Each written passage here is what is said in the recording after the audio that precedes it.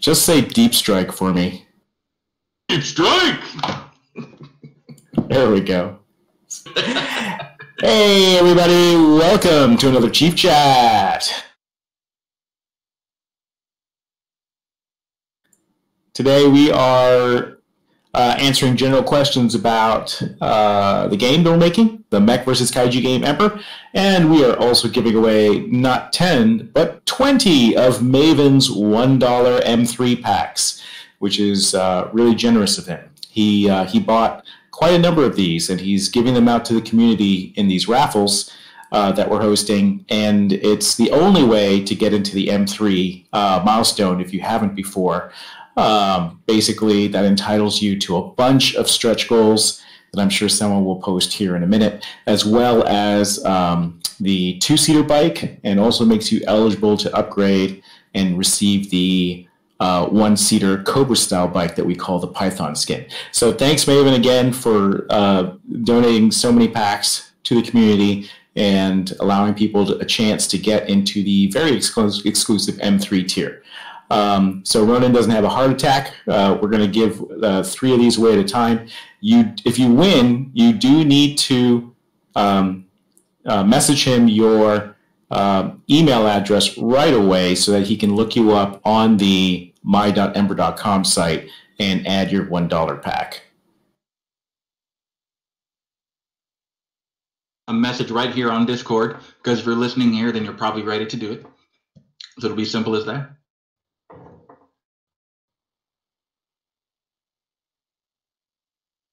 We can do since some people seem interested, we can do a test right now. Just to tell people how it works. This isn't for the actual pack, so basically you can just put on the Ronan will put up the raffle through Emberbot, and you just click on the notepad once. If you click more than once, it actually takes you off. It toggles on and off. Don't click on any of the other icons. So this is just a test for the raffles we will be doing later in the chat. Ronan, please go ahead. This is the test. So click on the little bitty emoji there. It looks like a notepad. Click it one time. If you click it twice, it will take you out of the running, so only click it once.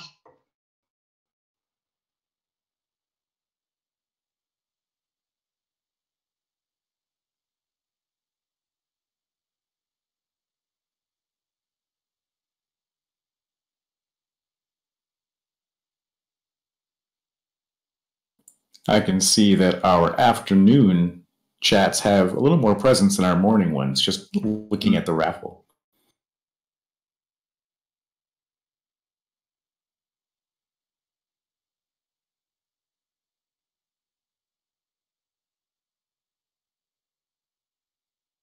Oh, geez. Torg, really?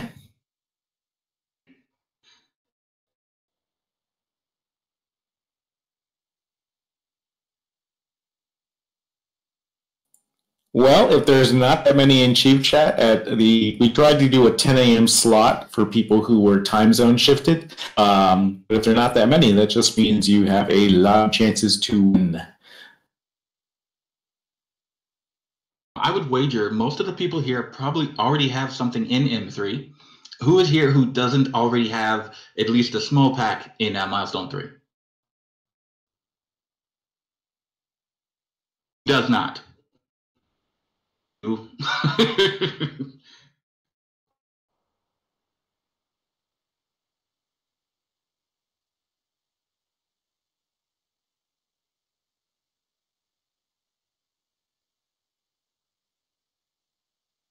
does not have an M3 pack already?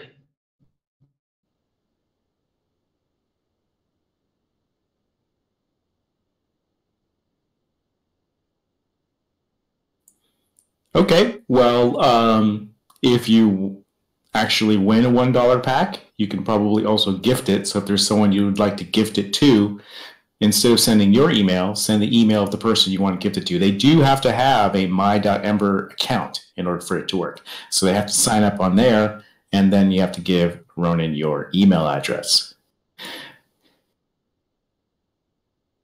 That's right. How do you tell how many people are active in Chief Chat? What are we up to now?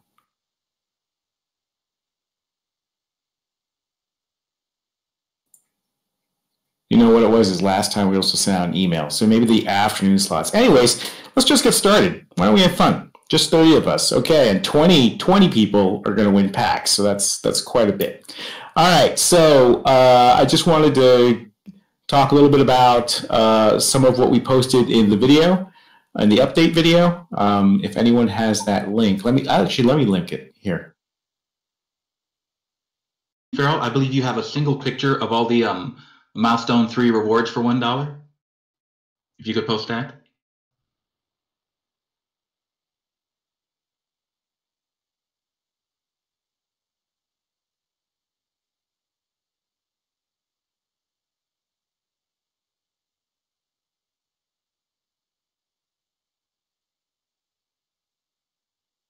Million.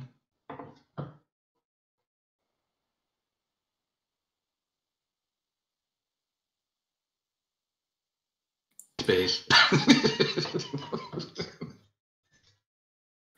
Okay, so what I thought we'd do is we would just kind of go through the update video and talk about some of the things you've seen here and some of the lore we've talked about in a little more detail. So obviously, one of the first things you're going to notice is we talked about interiors. So this is the first time we've been confident enough to promise that the launch version of the game will have interiors for the bases.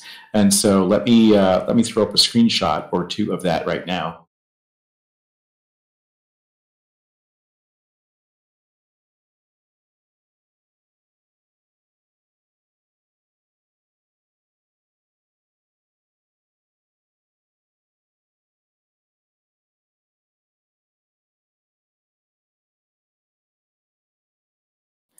Okay, so obviously this is going to lead to a bunch of questions. One is, hey, we're in Omniframes. How do we get into bases? And there's going to be an answer for that. Basically, how mounts worked in WoW, when you get into a base, we will probably automatically dismount you from your Omniframe, de-res the Omniframe, and then you can walk around the bases in human form. And so the different buildings give you different abilities. There's science facilities for researching your tech tree, Omniframe hangars for upgrading your Omniframe, and things like this. And this is just going to make the world a little more believable, we think, a little more inhabitable feeling to actually have some interiors here. Now, the buildings are pretty tall because I want Kaiju to be able to have a nice attack area. But don't expect that we'll detail every floor. That'd be kind of redundant if we had 10 stories of emptiness. So like what we did in Firefall, basically the first floors are going to be detailed, as well as the hangar areas, and that's what you're going to see. And we think that that's going to just make the world feel a lot more like a real world. So this was made possible because we were researching some texturing techniques for the Omniframe that's coming up, and trim decals, which we're using here, also called trim sheets, as well as tileable layered materials, help to speed up the workflow. And so we found a set that was built in the same 3D program that I use called Modo on the marketplace, and we said, hey, let's figure out how this was put together, and let's put together a sample level with it to see if we can actually do this. And it didn't take very long to put together. I mean, it was I would say about 40 hours worth of work to put it all together. But we learned a lot, and we also learned how it was constructed.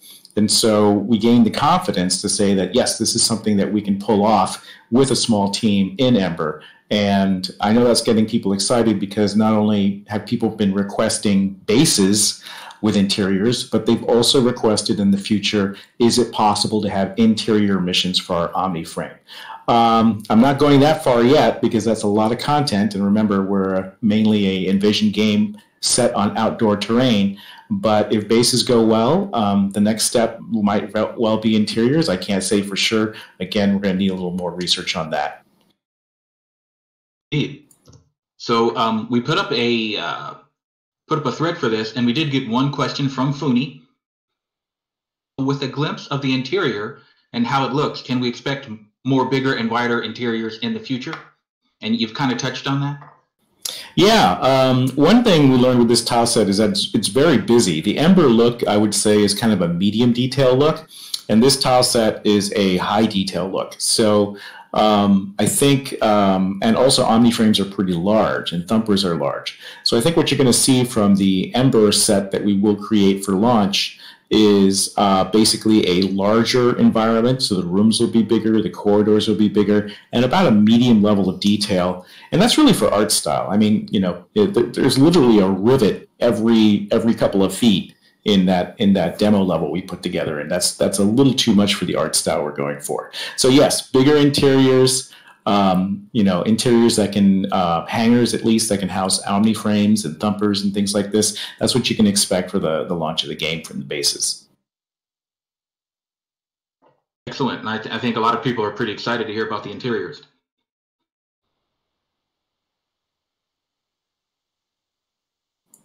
Not. Will the bases be physically destroyed when an area is lost in an invasion, or is it just going to be abandoned?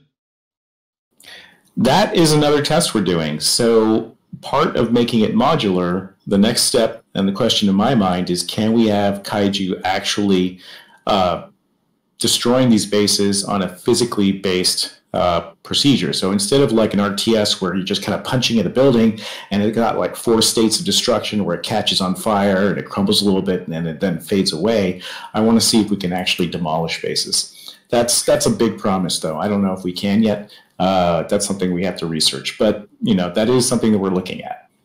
At the very least, there will be, you know, a couple of states of damage for buildings so that Kaiju can destroy them. Bases do get destroyed and have to be rebuilt. Yes, that's definitely a thing. Yeah. Remember, or, you know, got a chance to play Firefall in the stages where the Chosen would come through and they would basically take over a map and we would have to try to fight them back.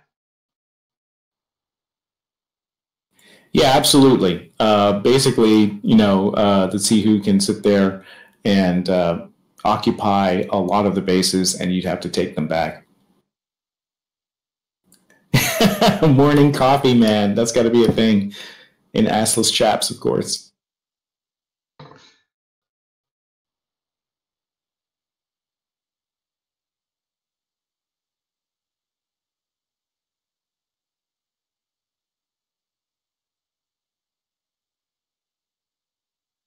I also noticed that this wonderful shimmer and shine to all of the parts and the models and even the buildings so far shown in Ember. Is that part of the core art design aesthetic?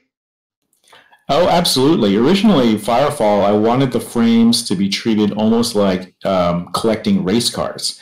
And that was a theme that I tried to really emphasize in Ember, is that you're collecting these race cars. And there's, you know, and I think the original Thumper art even had a lot of corporate sponsor stickers on it. So this is definitely something that's more of an aesthetic. And I wanted to go for a shiny type of look to frames and to Thumpers instead of just having the sort of like very pervasive weathered matte gray mechs running around. I wanted color and I wanted shine and I wanted things to look sleek and glossy.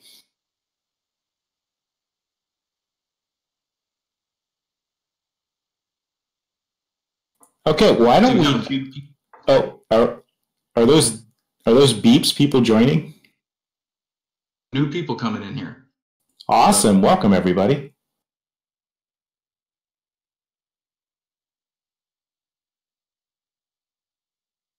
Oh. Oh, I just lowered the odds. I lowered the odds for the raffle. Sorry, everyone. Speaking of which, why don't we do the first set of 3? These are Maven bought a bunch of $1 packs back in the day with the intention of raffling this off. And this is one way you can get into the exclusive M3 milestone, which has very exclusive perks like motorcycles, which you can't get anywhere else. And this is a way to get into M3. And of course, you can upgrade those $1 packs to higher packs if you want to get game demos as well as access to the game itself. Thanks, Final Vengeance. Yep, there you go. So, Terror of Shadow math is hard. And maybe that was a blonde moment for me saying that we'll do 3 at a time. But let's go ahead and do the first 3. So the way it works is Ronan's going to post, Emberbot will put up a raffle. Everybody click on the notepad who wants to win. And if you win a pack and you already are an M3 backer, feel free to gift that pack. All you have to do is let Ronan know the correct email address and of the Ember account of the person, and we can gift that pack to a lucky non-M3 recipient. All right, Ronan, let's do 3 packs. Take it away. At people that if and when you win one, if you already have it and you want to gift it, we are very thankful and very hopeful that you'll find someone who either didn't get a chance to get an M3 or maybe hasn't really got into Ember yet, so maybe that will help them get into it. But the one thing I request is that you find the person and you pick them out, because if we were to do a raffle for every person who wants to do, basically if you win and then want to do another raffle, we'll be raffling forever. So let's make sure that we don't turn it into that. And okay, we're going to get started here. No recursive raffling. That would be a bit much. All right, so let me just a moment here.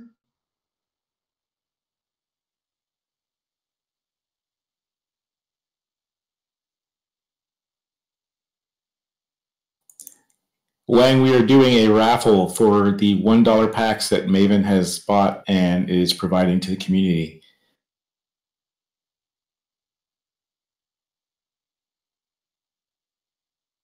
And a chief chat. Right. All right, guys, here we go. The first Maven $1 giveaway of the day, starting right now.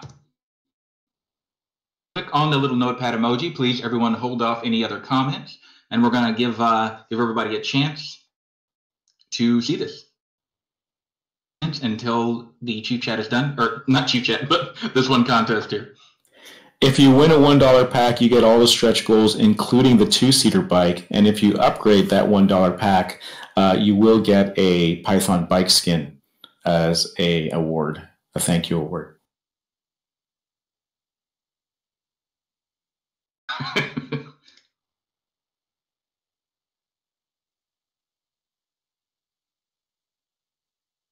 Seconds left. Hi, Chris.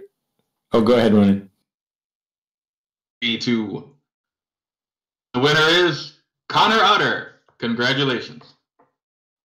Okay, let's roll right into the next one. We're giving away 3 in a row here, Ronan. All right, let's see who else is next, who's going to be lucky. Here we go.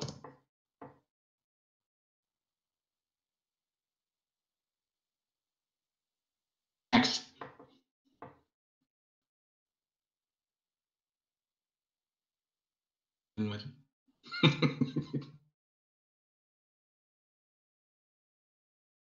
Are you in the chief chat?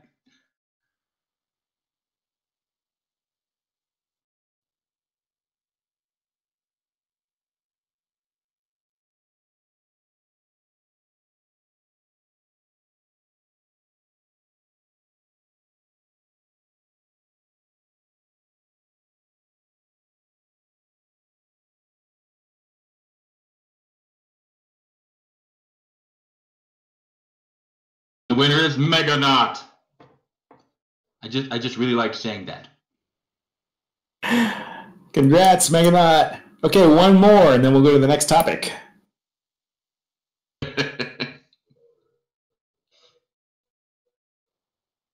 Oh, last one in this first round. Now.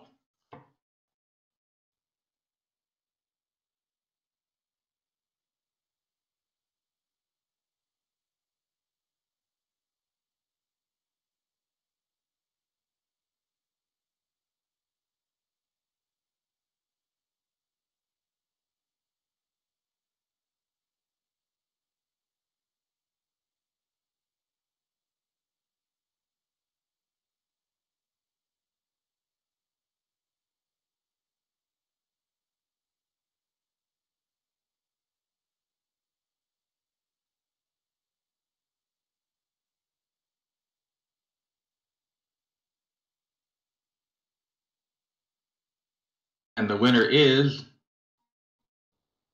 Dracon. Dracon, congratulations!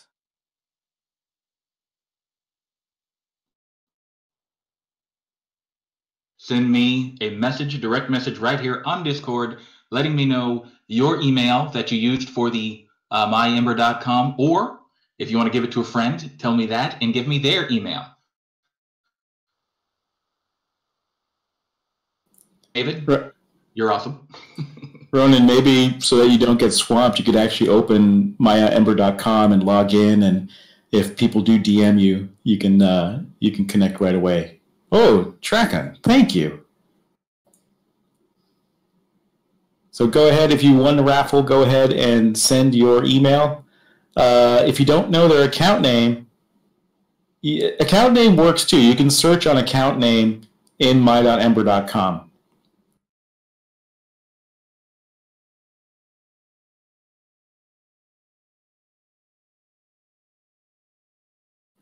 Okay, so next up in the video, after we showed how we can feature interiors now, we've talked about improving our player models. So let me throw up a screenshot of where we are now with that.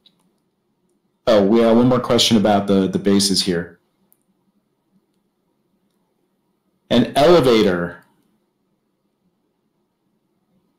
We could have elevators. The problem is there's going to be, unless the bases have more functionality, there's only sort of like one terminal at the base floor of each to interact with for their specific purpose. There's not a lot of point to adding additional floors if they're just going to be empty. I think what we're trying to do here is just to efficiently be able to build out and convey a sense of space so the world feels more real, because we are trying to bootstrap this in a Warframe style where we add more and more features, eventually heading more and more towards MMO-ness. We are not an MMO when we launch, but we would like to get there, and it all depends on your guys' support and how much fun and demand there is for the game. All right, so next up, character shaders. Let me put that up.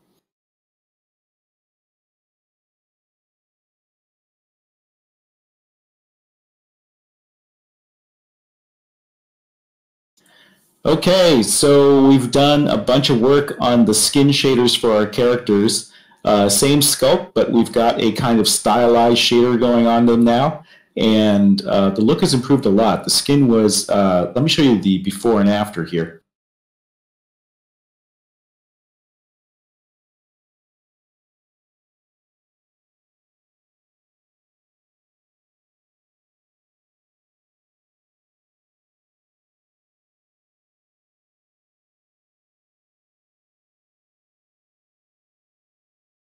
As my drive slowly spins up.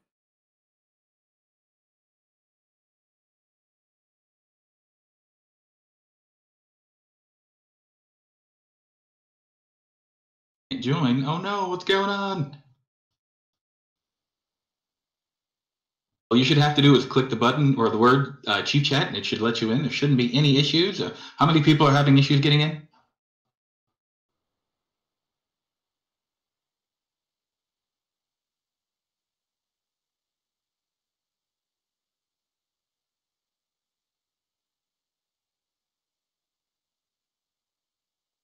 Okay, so there you can see the difference in the character before and after we worked on the shaders.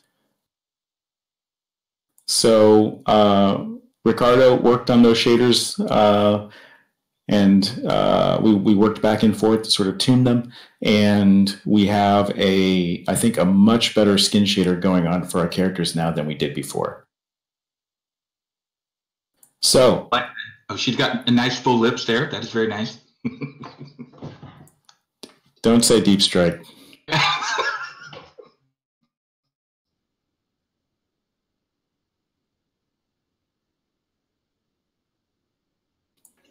So,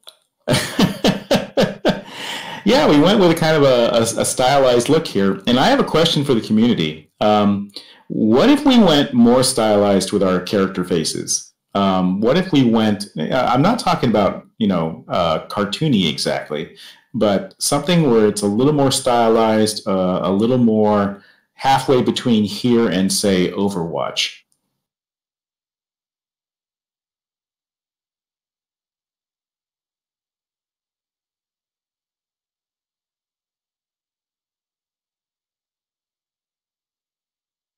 Tables for eyes. Wow.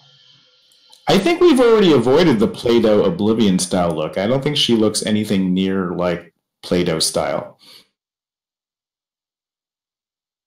I mean, if you disagree, let me know. I'm just kind of wondering how far along you think we are. That was the thought, Meganaut, is if we go a little more stylized, we've got a little more options for selling skins, different head styles and things like that. Because Ember does rely on selling skins as a business model to keep the service running. So that is kind of the idea, is that if we went a little more stylized, we could play a little looser and have some more fun options for the aesthetics. Now that's a question for the community, and maybe we'll put it up on a survey. But it's something that we'll have to think about.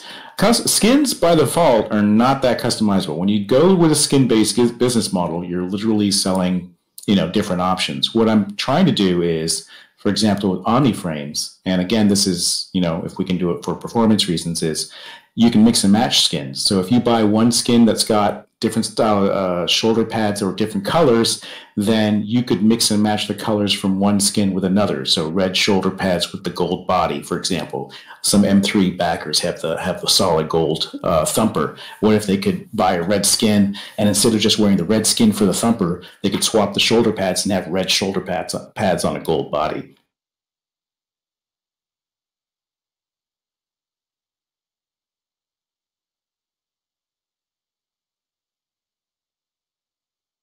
Oh no, the golden Omni frame is going to be nearly 100% gold and be very shiny. I like the shiny.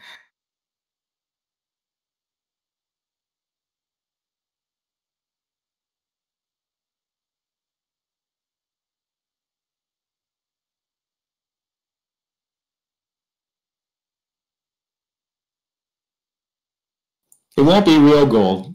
If it is, it'd weigh you down. It'd be so heavy the Omni frame couldn't move, and it'd be very soft. What if we combine shiny and navels together? That's like chocolate and peanut butter. I think so. That would be the Reese's cup of navels.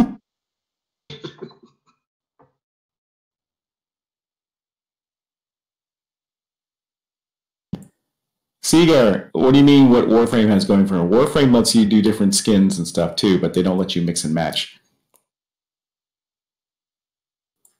I think we should go mix and match. I really think it's the way. The reason we're always hesitant is because we're worried about performance in a large scale sort of battle simulation. So the more socketed components you have on a model in Unreal, the more expensive it is to draw.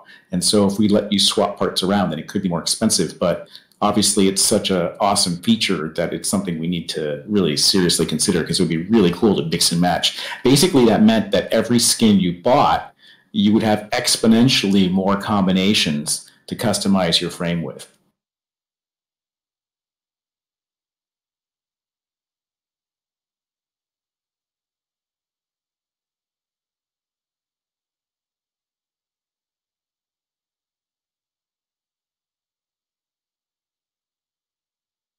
Okay, I'm going to check out Warframe. I'm going to play it a lot more.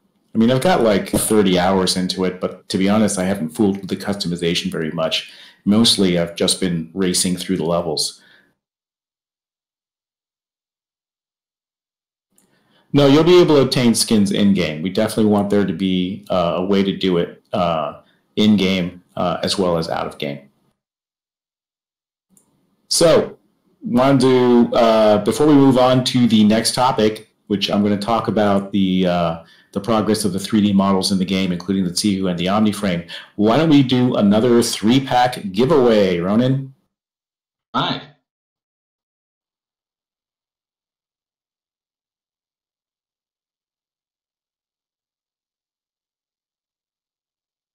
For just joining us, the way this will work, I will put up a little post here, and underneath it will be a notepad. You're going to click on the notepad one time only, because that will put you in the drawing.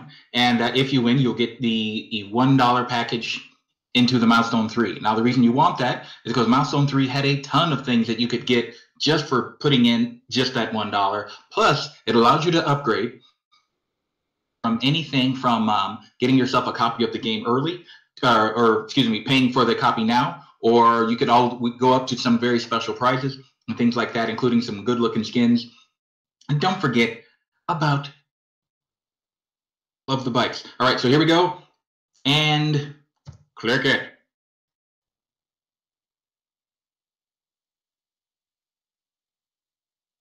About who you're gifting to, make sure you send that to me privately, not in public.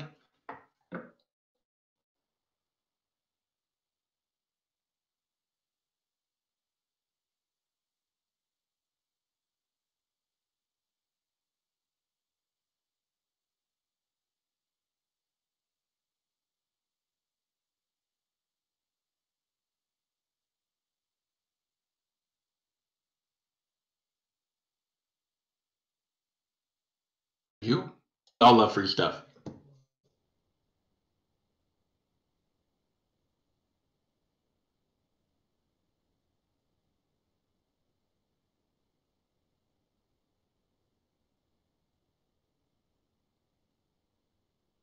Souls at this point, Pure Tide.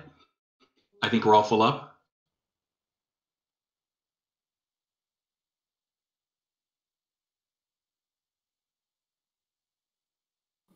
Welcome, everyone just joining us. We are giving away we're giving away 20 total today of the $1 packs that for M3 that Maven is offering. If you're not familiar with what that is, M3 was our third milestone-based fundraiser for Ember last year.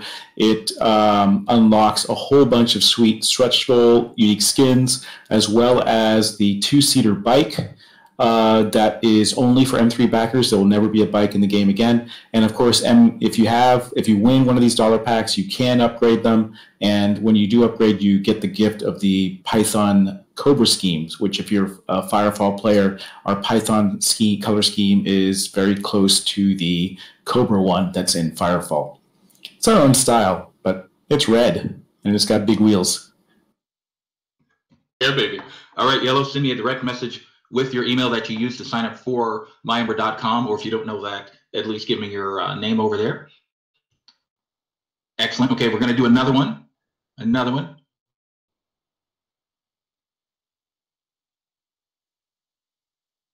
This is go ahead. What you're winning here, Omni A's Pure Tide, are the $1 packs that let you get into M3. These are packs that Maven has purchased and is raffling off. And he is very generous in doing this. And you can, if you win one, you can gift it. And it allows people entry into M3 that otherwise would not be able to get in because M3 is closed. That's right. This is the only way in. You might say it's the Maven's magical door.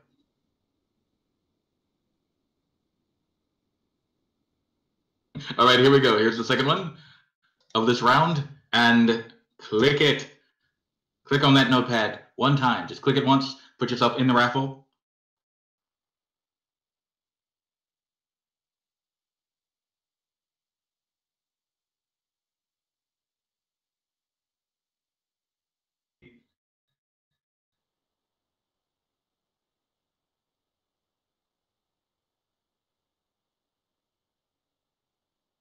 Do not click on the false icons.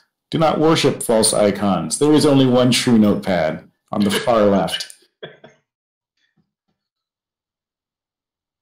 Notepad. Indeed.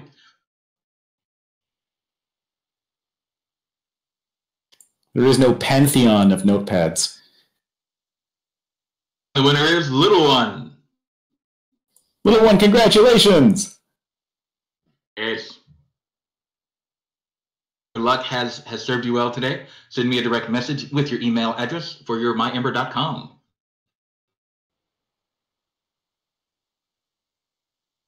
Okay, here comes the third one in this round. Everybody get ready. We feel the love. But wait, there's more.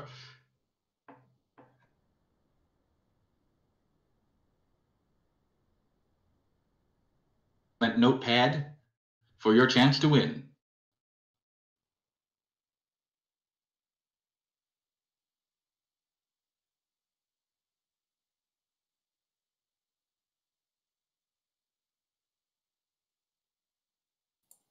Nope. If any M3 backings past this $1 pack is all the stuff in the $1 pack. I'm not sure what that means. Anybody in the M3 backing from last year has all the stretch goals, including the two-seater bike, and is eligible for those stretch goals. The only way to get them in M3 is to have been part of M3. If we do future fundings, they do not have M3 stretch goals, and they will not have bikes. The winner is Black Ratchet. Well done. Your email via direct message, and we shall make sure you get what you won. And real quick, here's another picture reminding everyone of what comes with the M3 backers. Now, this little image here. Get all this, all that.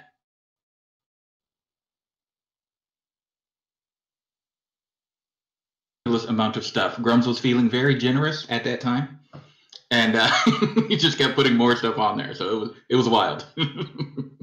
Well, the community kept suggesting more stretch goals, and we needed them because we were blowing past everything. So we had to come up with more stuff, and I'm pretty happy with this. I mean, we've got salutes in.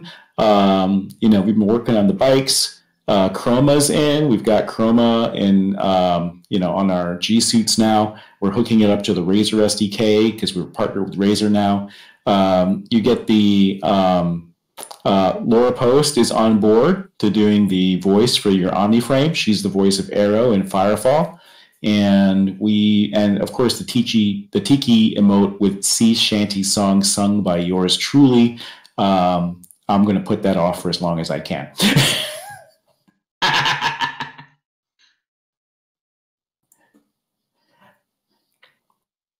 To everyone, if you do not yet have a myember.com account, make one now.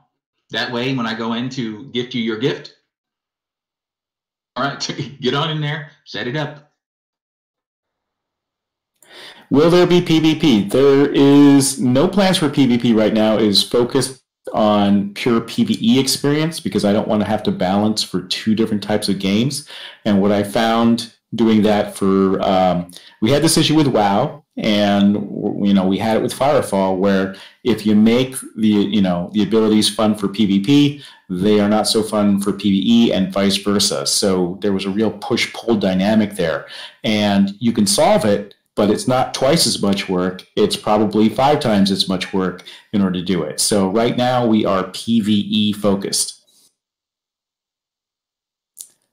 A duel is probably the first thing we would try because we don't care about making sure that teams are balanced in a duel. It's really just kind of like an impromptu thing. So duels are something we can consider. Sure, that would be an easy first step. But balancing for an entire PvP side of the game, that's a whole nother ball game. And I want to reiterate what Grums is talking about is our ability to focus and what we can balance on. This is not a statement against PvP. We do not dislike PvP. we are just simply keeping a laser focus so we can give you all a really great product that you deserve.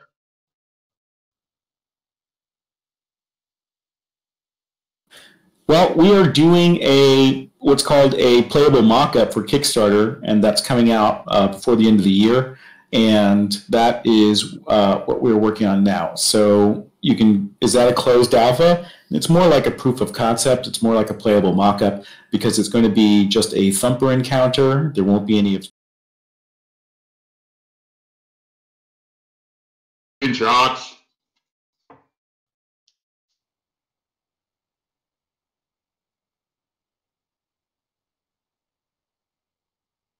Okay, so I'm going to show you where we started.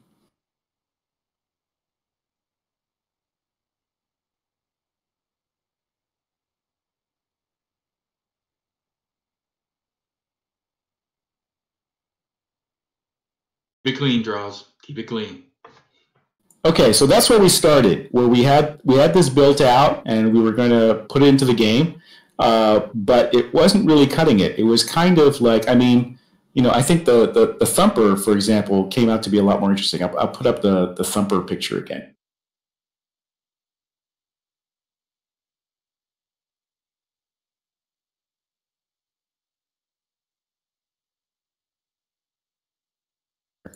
Okay, so that's how the Thumper came out. And when the Omniframe came out, the community was like, we're not sure. And people were worried about the spine being too thin and everything else. So we went back to the drawing board. Tommaso came up with a beautiful render. And then we rebuilt it. And then, unfortunately, it's a learning lesson. It's not like a soft character where an animator can just deform whatever they want. Because it's a hard character, the joints actually have to work mechanically. So I went back to the drawing board and I started rebuilding it again, and you can sort of see the pieces here. I'll throw up some screenshots.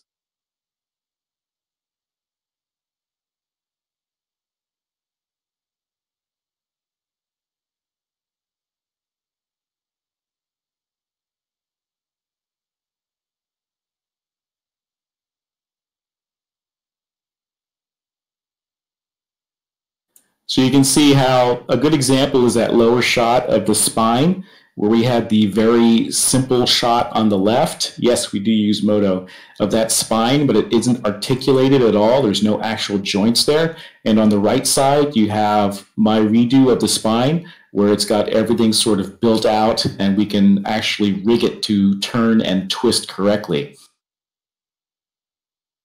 Yeah, making mechs is a lot harder than making regular characters because everything has to actually work, which makes it much harder to design. It's not just a modeling job, it's an engineering job.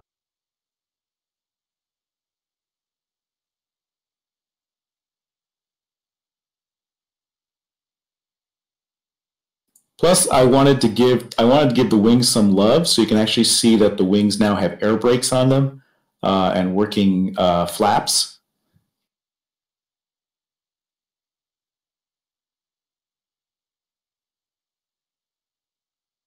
And this was a sizing test where we put the human male in to see how they are. And basically, the wings are for gliding only. There is no fly mode. You do have jetpacks, though. And interestingly enough, the jetpacks had to be redesigned because the way they were shaped, they only thrust in the horizontal direction. They couldn't vector down. So that's what I'm working on right now, is I'm actually tweaking the jetpacks to Omniframe one leg. You'll be hopping around on one leg. It won't be engineer one leg like Firefall.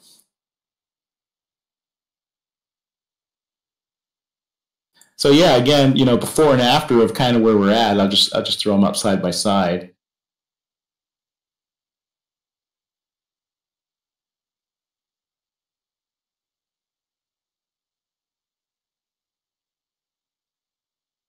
There, you can kind of see that I think the new Omniframe has a lot more beefiness to it, and I think the community liked the design a lot better, and I do too.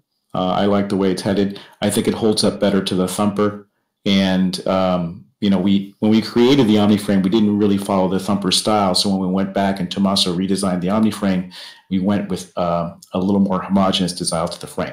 So this was very difficult, and you guys raised that concern. Will this delay things? And I was admittedly over-optimistic, but it did delay us because we not only had to rebuild it once we got it to animation, we had to rebuild it a second time to make it mechanically function.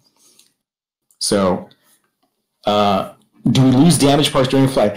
I don't know if I'm going to actually throw pieces off the Omniframe, but I'm definitely going to have performance damage. So if you glide, you may only be listing one way. I'm a huge flight simulator fan, and one of the things I loved is that feeling of sort of like just barely getting through a mission where you take a lot of damage, but you manage to take out the target, but you're kind of limping home. Maybe you can only turn left, or you're slower, or that sort of thing. That's the type of feeling I want to give to these Omniframes, is actually treating them like a vehicle. That's why they've got power systems where you can shunt power, taking inspiration from X-Wing and TIE Fighter, these old Larry Holland games, where you can divert power to your weapon systems or to your movement systems and things like that. I'll let you bail out of an Omniframe in the air. Why not? I can't guarantee survival. I mean, I'll pretty much guarantee non-survival.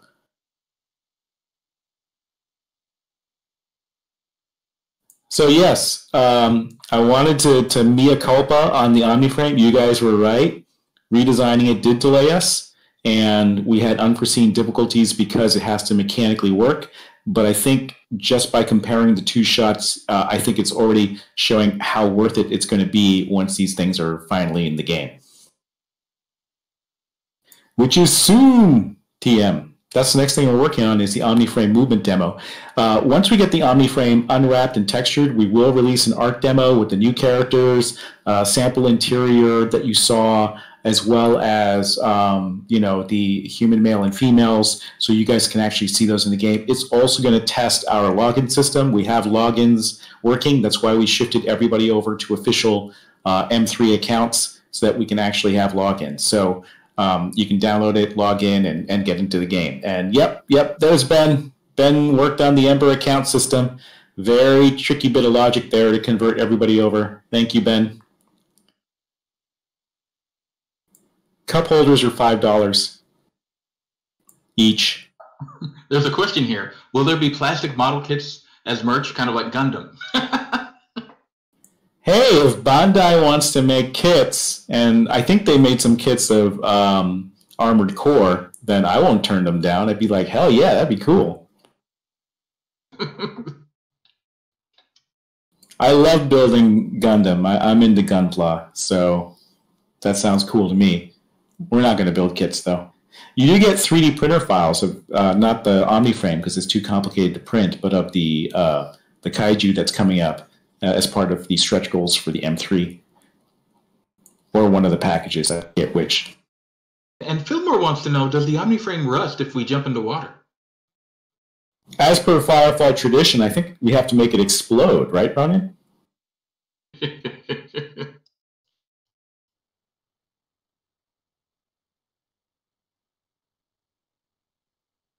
Excellent. And last question before we do another round of giveaways. Question by Judd. How many people are on the team currently?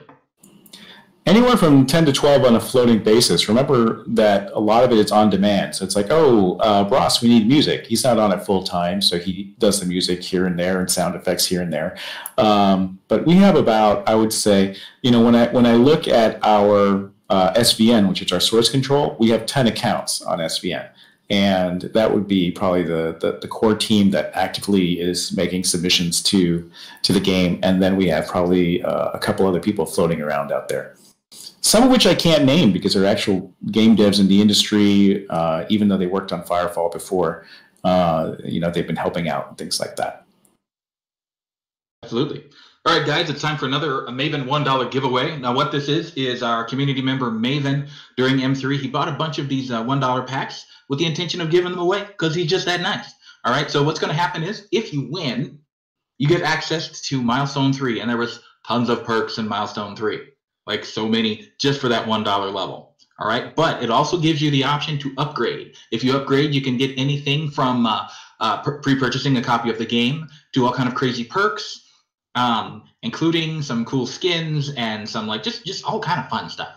All right, so in fact, I should post a link of that. I'll do that right after this first round. So everybody get ready. When I hit this button, you're going to see a little contest pop up, and there'll be a little notepad symbol under it. Click the notepad one time. Just one time. Okay, here we go. And everybody could hold off on any posts and go.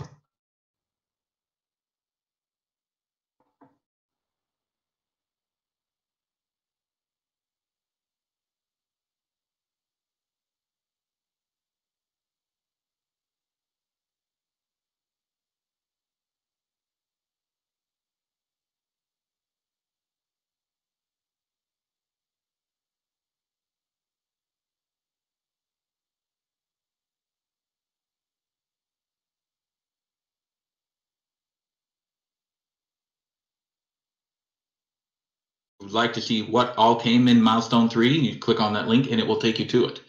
As you can see, there was just so much stuff. It was a really good time. Grums and I had a lot of fun.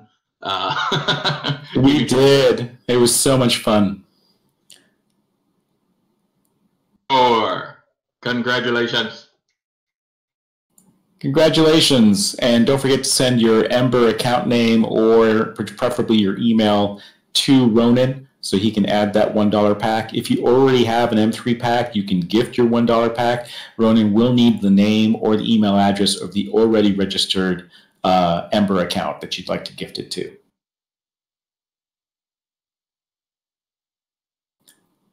Blue Ratchet asked, will the pets be cosmetic or will they be offensive? I can say with certainty they will be cosmetically offensive.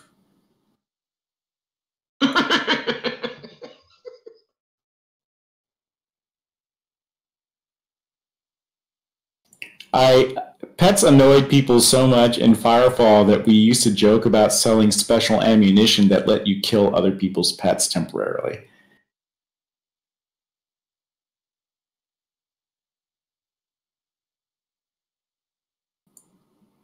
That'd be so mean.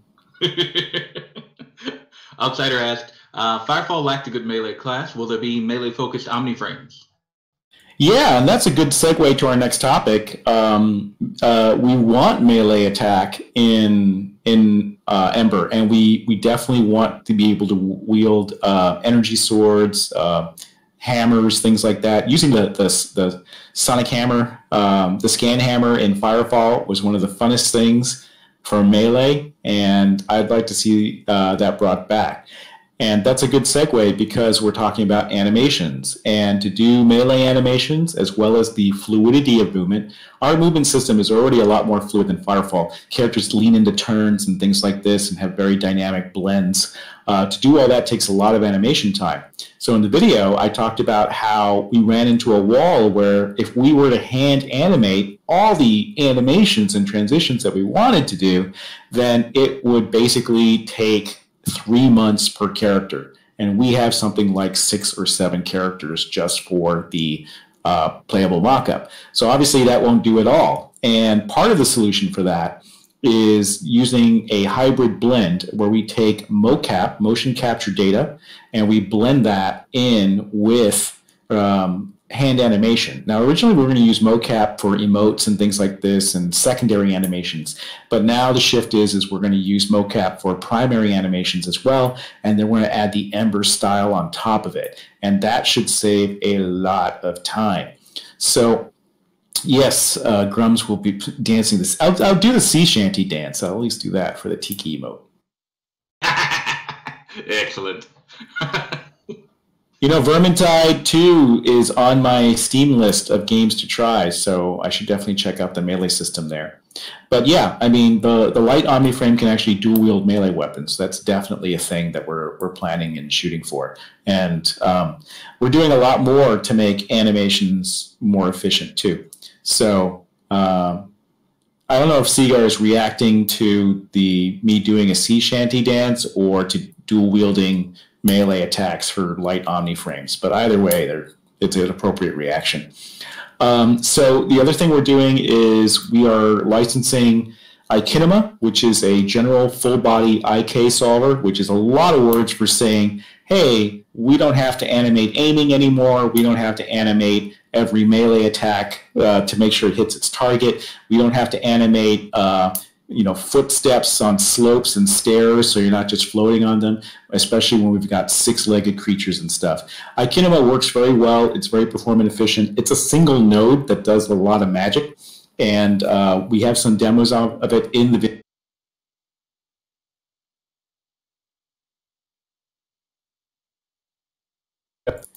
In the video there, you can see. No, you didn't lose connection. I just stopped to grab a copy of the URL for the video. I think about a third of the way into the video, we have a demonstration of what Ikinema does, and it's going to save even more animation time. Now, there is a third thing that we are attempting to save animation time on, because in Unreal, you have to create a lot of things called blend graphs and animation graphs, and that takes a lot of finesse. John Galt hates them with a passion, and there is a way around them. It's kind of new, cutting-edge technology, so I don't want to talk too much about it right now, but that is our third sort of avenue of exploration in order to reduce animation time.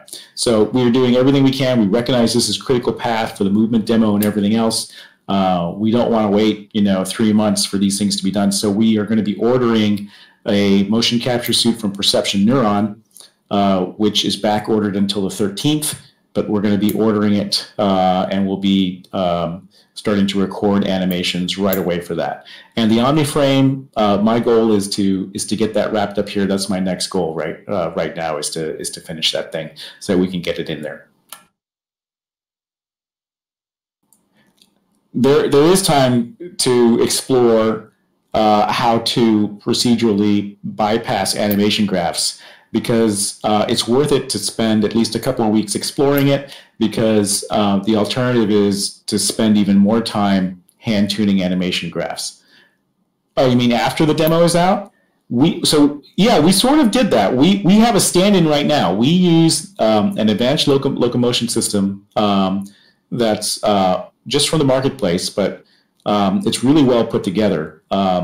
Unlike this interior tile set, which we had some issues with the amount of detail and draw calls it was doing. So when you see it, it's not going to be the fastest thing in the world because it's not optimized for production.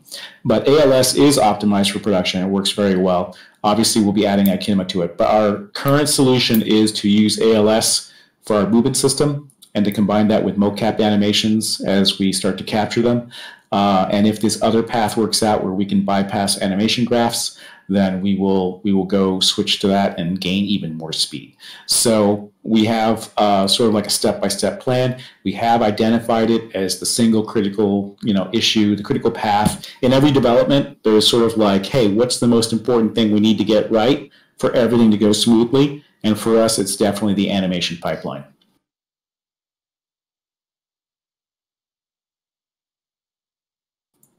So you've got a three-pronged approach. We've got motion capture with hand animation blended in. We have Ikinema for our IK targeting needs.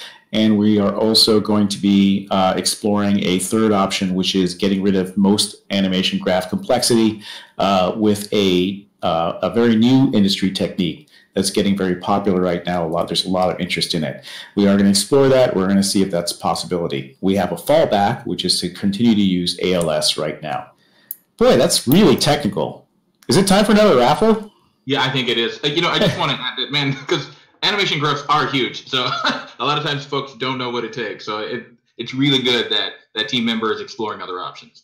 All right, so we're going to do another Maven $1 giveaway. So what this is that I'm going to hit a button. It's going to show up this little little message that says to click on it, basically. Click on the notepad. And if you win, package into Milestone 3. Milestone 3 came with tons of perks, tons of little extras and fun things just for that $1 level, and it gives you the option to upgrade. You can upgrade to get all kinds of things, including a copy of the game, all kind of perks, and certain upgrades will even get you a new skin for the bike that is exclusive to Milestone 3.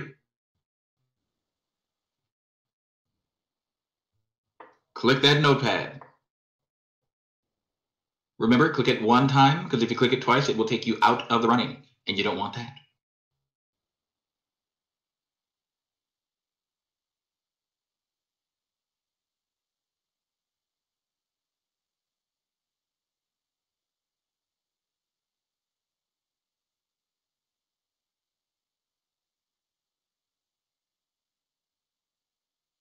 Seconds left to see who's going to win this one here.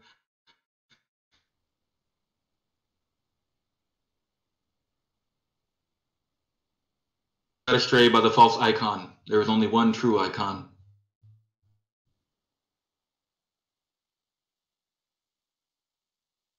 Medicapped.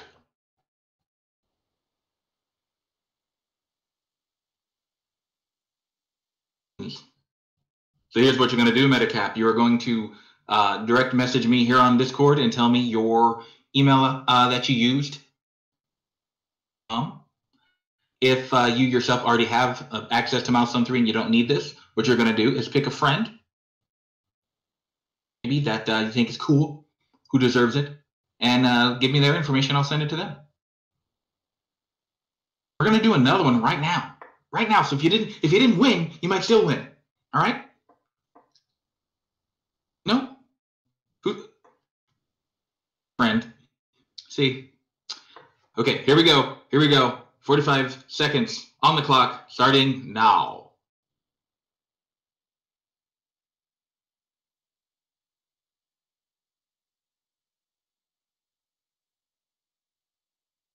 You not hear me?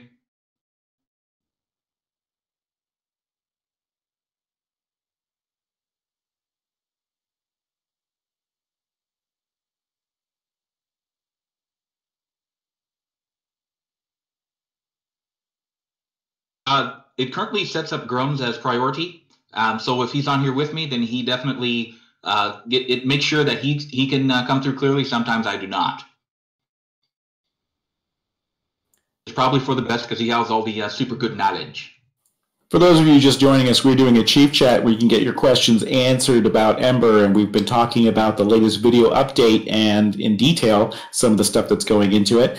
And we're also doing M3 giveaways. This is the only way to get into the exclusive M3 tier and access, say, things like motorcycles or Holowings stretch goals. And this is made possible by Maven, who purchased a bunch of packs back in the day, and he is with the express purpose of raffling them out now. And so that's what we're doing. We are doing raffles for $1 packs in between exciting nuggets of lore and stuff. Nuggets. And the winner is Scooby. Congratulations, Scooby. Send me your information and we will get you what you just won. We're going to do one more right now. Right now, because I just can't stop giving stuff away. That must be what it is. Are you ready? Click it. Access to milestone 3. You know you want it. Is there a dancing creature underneath that? What is that? What's happening? Oh no, it's an animated false icon. Ignore it. That colors Grums.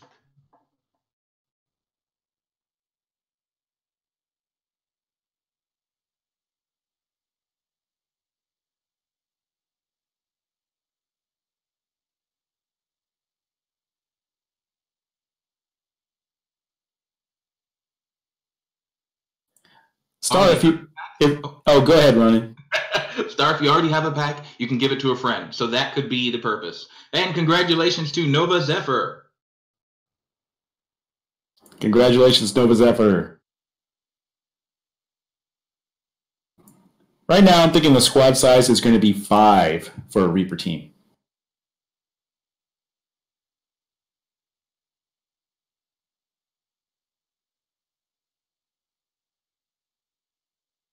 All winners, direct message me with your information so I can get you set up.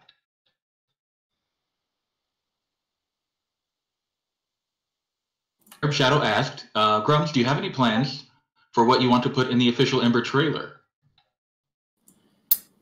Lots of mysterious, moody anime faces. That's not satisfactory, is it?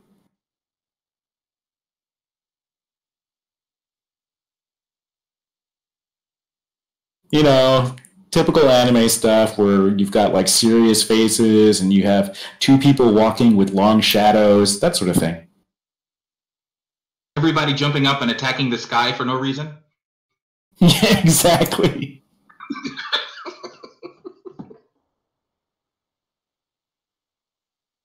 JoJo poses. I want to make you have no idea. I'm actually serious. I know that it's not going to be a proper trailer for Ember, but I want an anime trailer for Ember so bad. I mean, there's Japanese in the logo. We've got mecha and kaiju. I think we need to do one just as a parody. I mean, they did one for Fortnite. Did you guys see the Fortnite anime one? I haven't seen it. I'm missing out. Studio Trigger would be awesome. You know, what's really weird is when we were concepting, because base concepts were something for M3 Milestone, and Tommaso did a couple of base concepts that we released a while ago, the building types sort of came out to look like Studio Trigger's Darling in the France, and it's completely independent. Let me see if I can find them.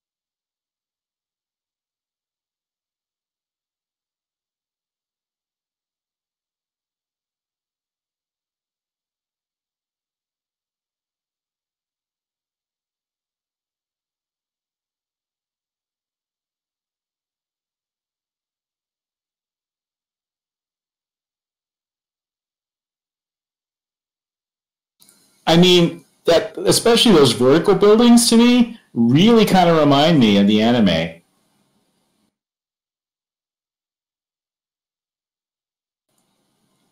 Star, if you were one of the M3 backers where you get to reserve your player name, you could reserve 02.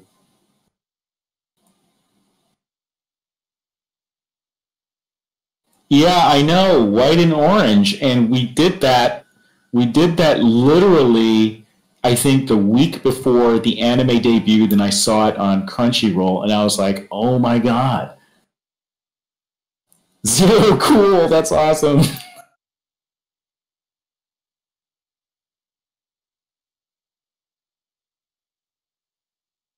I know the trebuchet reference. I've heard it. I forgot the meme. I don't get it anymore.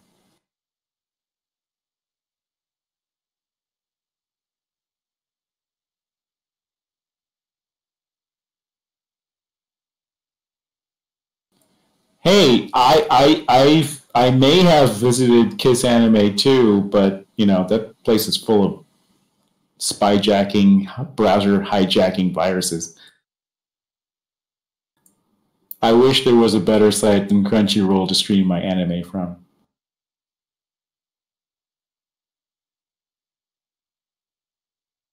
Full Metal Panic, that's another good series.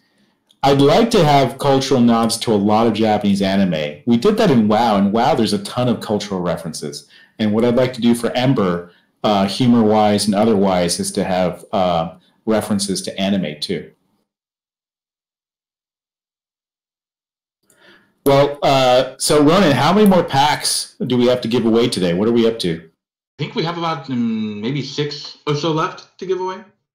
Okay, so Eureka 7. Wow, people are really breaking out some trash anime here. Sorry.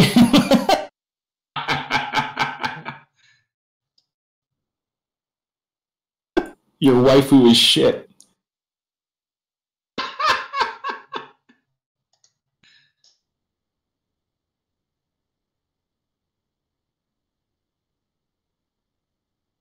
No, you did. Mm-mm.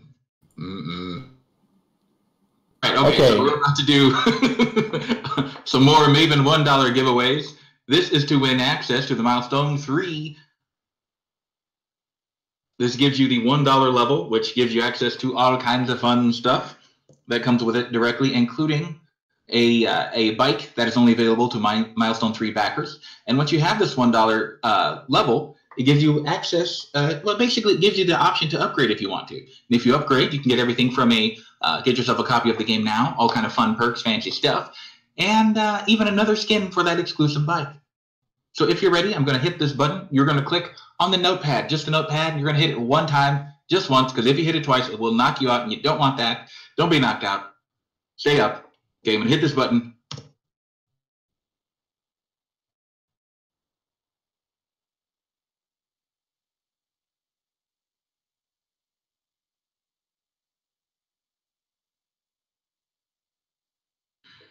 Hit the notepad, do it. Alien is kind of implied in all conversations about anime and mecha. So it's like you don't even have to say it because it's just known.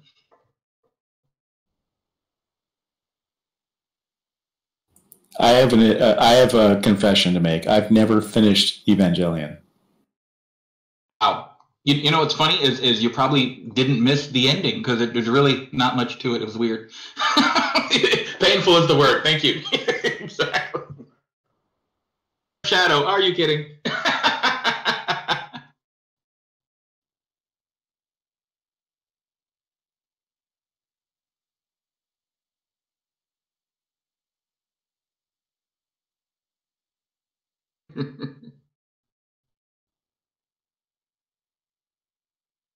Yeah, Evangelion. I can't even pronounce it right. Hey, congratulations! All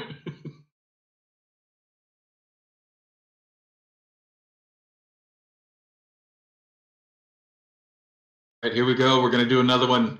Everybody get ready to click on the notepad.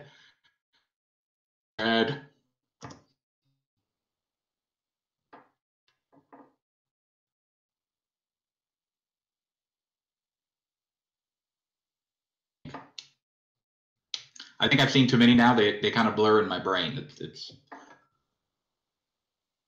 pretty.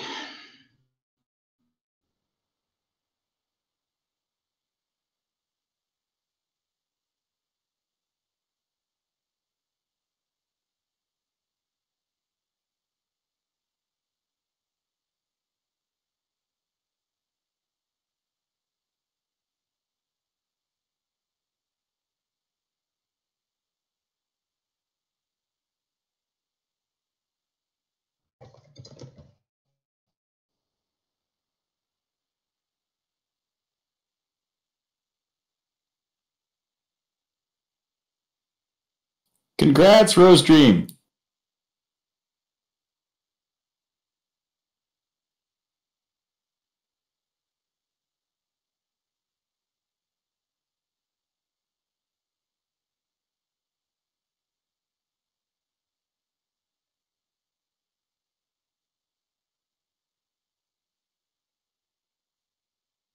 Okay, we're going to do one more in this round. So everyone get ready. I hit this button, everybody's going to be clicking on the notepad, and I'll go ahead and ask Meganauts' question so Grums can tell us about it while we wait. Okay, Meganauts' question. Ammo types for a single weapon, like armor, penetrating, exploding rounds, or will all weapon stats be attached directly to the weapon itself?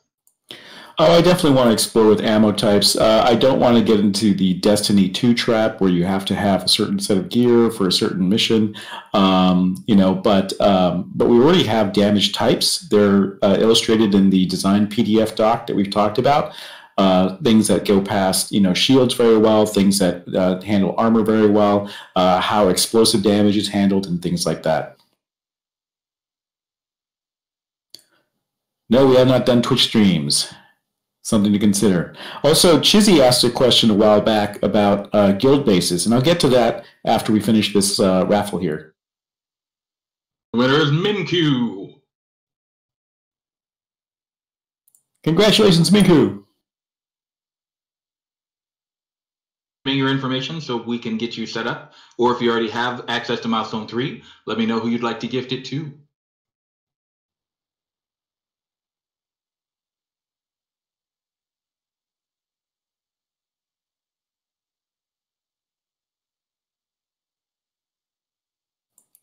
Torg's healing thermonuclear blast.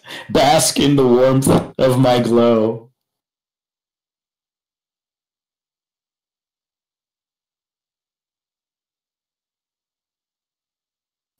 Okay, so I wanted to talk about guild bases, and this kind of gets into the lore. So in the lore, we talked about how Gatestriders arrived at Ember and sort of how they begin the terraforming process. And the community had been asking me for a long time, is there going to be a home base? Is there going to be a home city that's unassailable? And if so, where's it going to be? Like a safe spot on the map that's never going to be invaded. And people had different suggestions. And a couple of people suggested to me that we have it in orbit. And I really liked that idea. So in the lore drop, we talk about how Gatestriders are arranged into houses. And houses are sort of like a blend of military, corporation, and feudal society all together. And they each are responsible for a given portion of the population. And when they arrive at a planet to colonize it or to terraform it, they arrive in arc ships. And arc ships are kind of like these giant barge-like platforms. And they dock together with the other houses' barge ships to form an orbital platform, a sort of mini-city. And this is where all the sorties are dropped from. So every drop ship comes from that and everything else, until, of course, there's ground bases. And then you get closer and closer resupply points.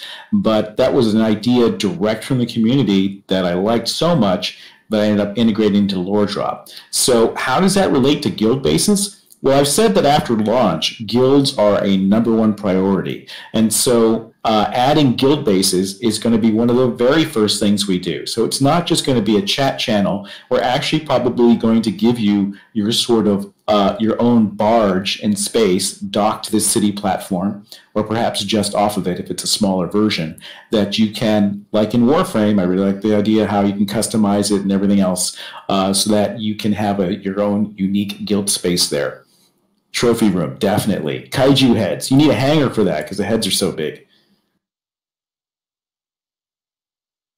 Maybe you've got to hang the kaiju heads outside your ship.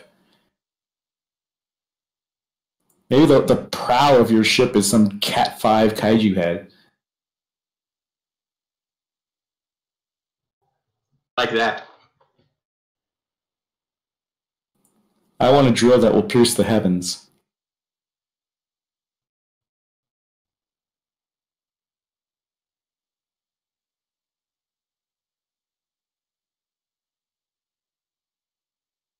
Oh boy. I have no idea yet how we're going to do anything about guild bases. If we're going to do, it's an after launch feature. It's a #1 after launch feature. I don't know if there would be prereqs for it. I don't know if there will be unique customizations for it. Probably a unique banner for your house banner. Those are all fun things we get to design and explore and think about later.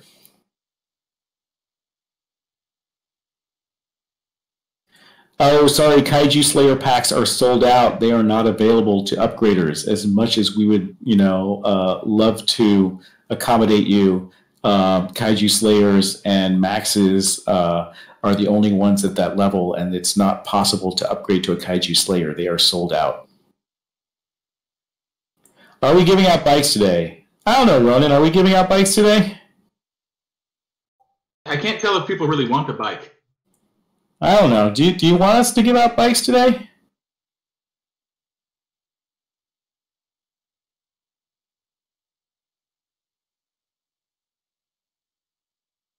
Okay. Let's do this. We've got, 4 more packs to raffle, right? That's right.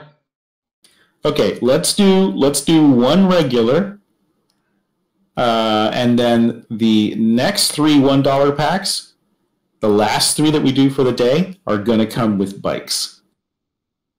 Or I should say the Python bike skin. It already comes with the 2-seater bike.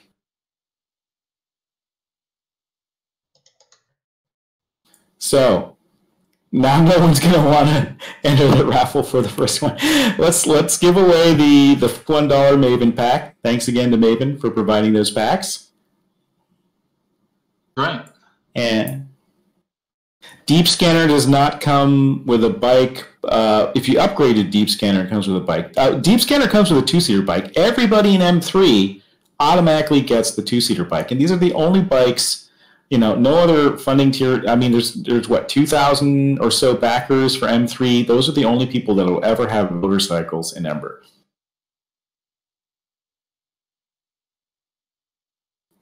So this raffle is a good way to get in, and the only way to get in.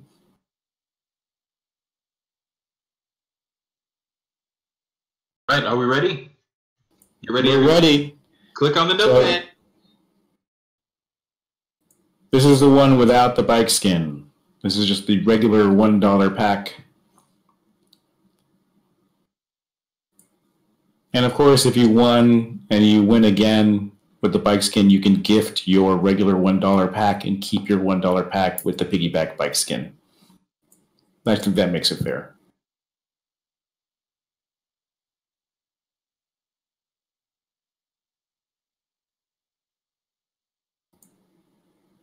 I was going to do one in front of the other for the 2-seater Shimmer because of the original design. If people really want a sidecar, let me know. Let your voices be heard.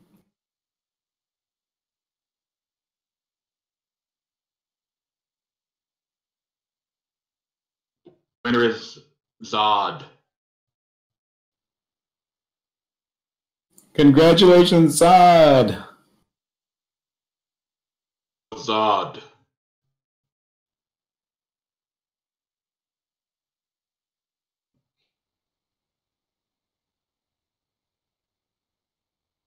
Yes, if you upgrade to the cheaper pack, any upgrade gets you the bike skin. So there is an option to upgrade to $15, but honestly, that's not the best deal because at $15, you don't get access to the art builds, you don't get access to the playable mockup, and you don't get a copy of the game. So you can do that if you're in a pinch and you really need to do that for now, you can always upgrade later, as long as you do it before the Kickstarter to get into a higher pack that does include the demos and the game. But yeah, $15 is a cheaper way to get the bike if you're there, but is harder to it doesn't really pack in the value that the other packs do. Here we're about to start on the giveaways that come with the new bike skin. Now, I know some of you are super excited. Some of you are uber super excited. So let's get this one started. This particular raffle and the two following will be for the Maven $1 giveaway, as well as the Python bike skin.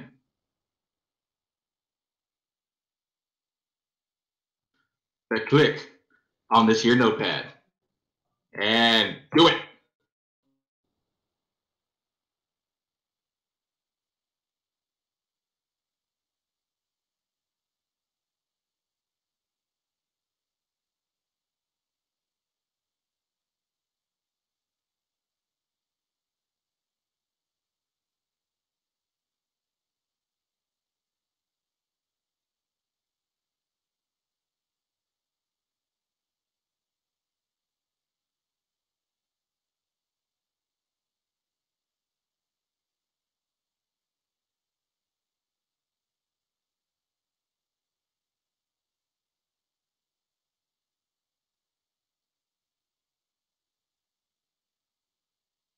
By the way, hey, Chris, congratulations. That's almost like crumbs. You must be my brother.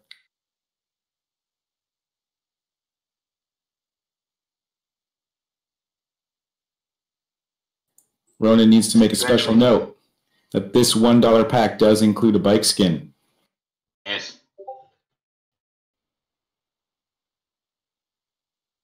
Info right away.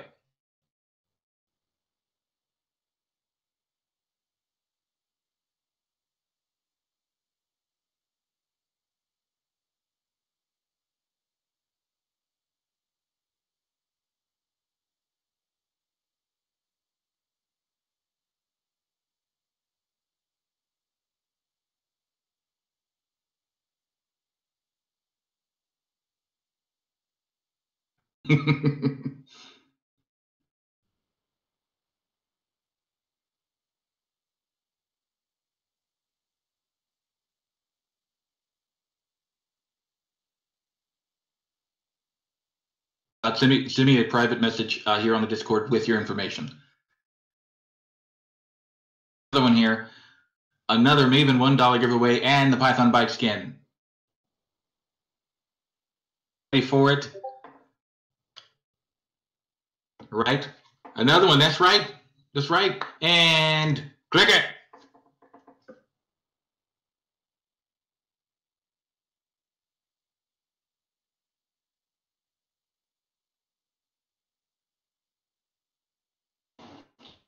Who's feeling lucky?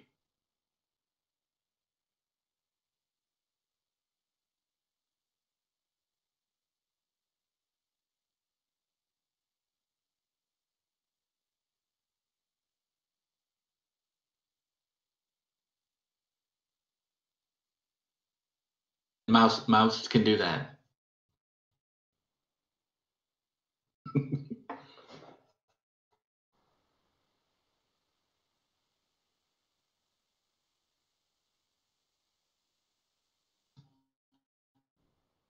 Cube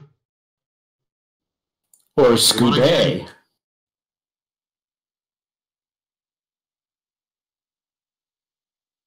Is it Scube or Scooby? Or Scooby? Scube, okay.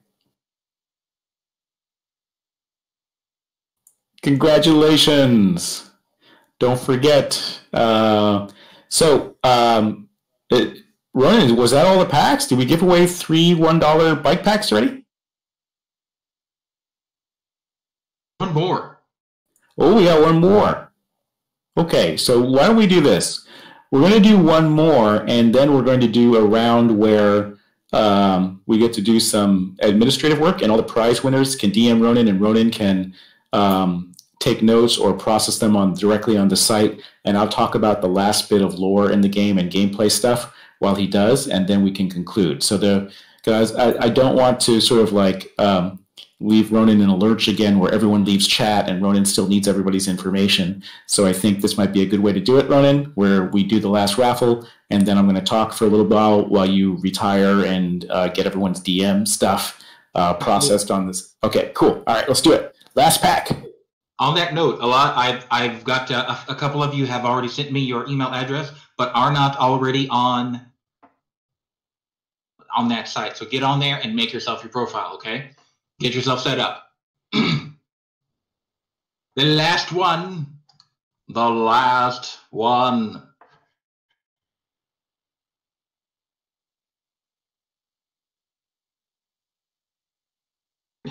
Click it.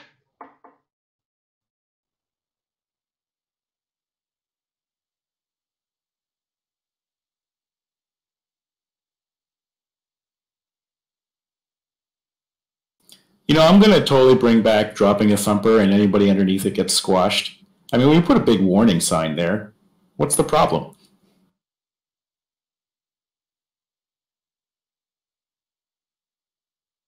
Those were some good times.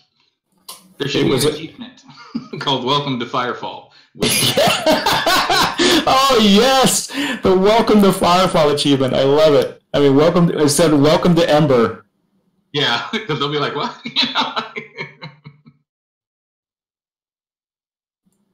Okay, done. Incoming thumpers will kill you if you stand underneath. How do I say that? Deviant? Deviant? How do I say it? But you won. That's what mattered. Yes, there was a Dunce Cap award for standing in the fire at Copa.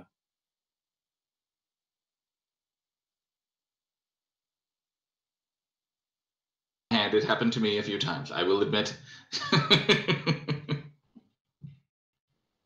It even happened to me. I think that was before the warning circle went in.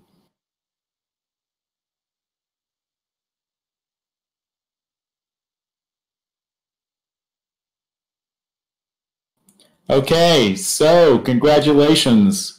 Now we're going to enter the phase where all of you winners, and there are 20 winners, get to talk to Ronan. Ronan will retire from active duty in chat here, but remain here so that to collect your information and help make sure you create accounts so that we don't leave them hanging with a lot of people who just leave chat and don't claim their prize. So if you want to claim your prize, stick around and talk to Ronan.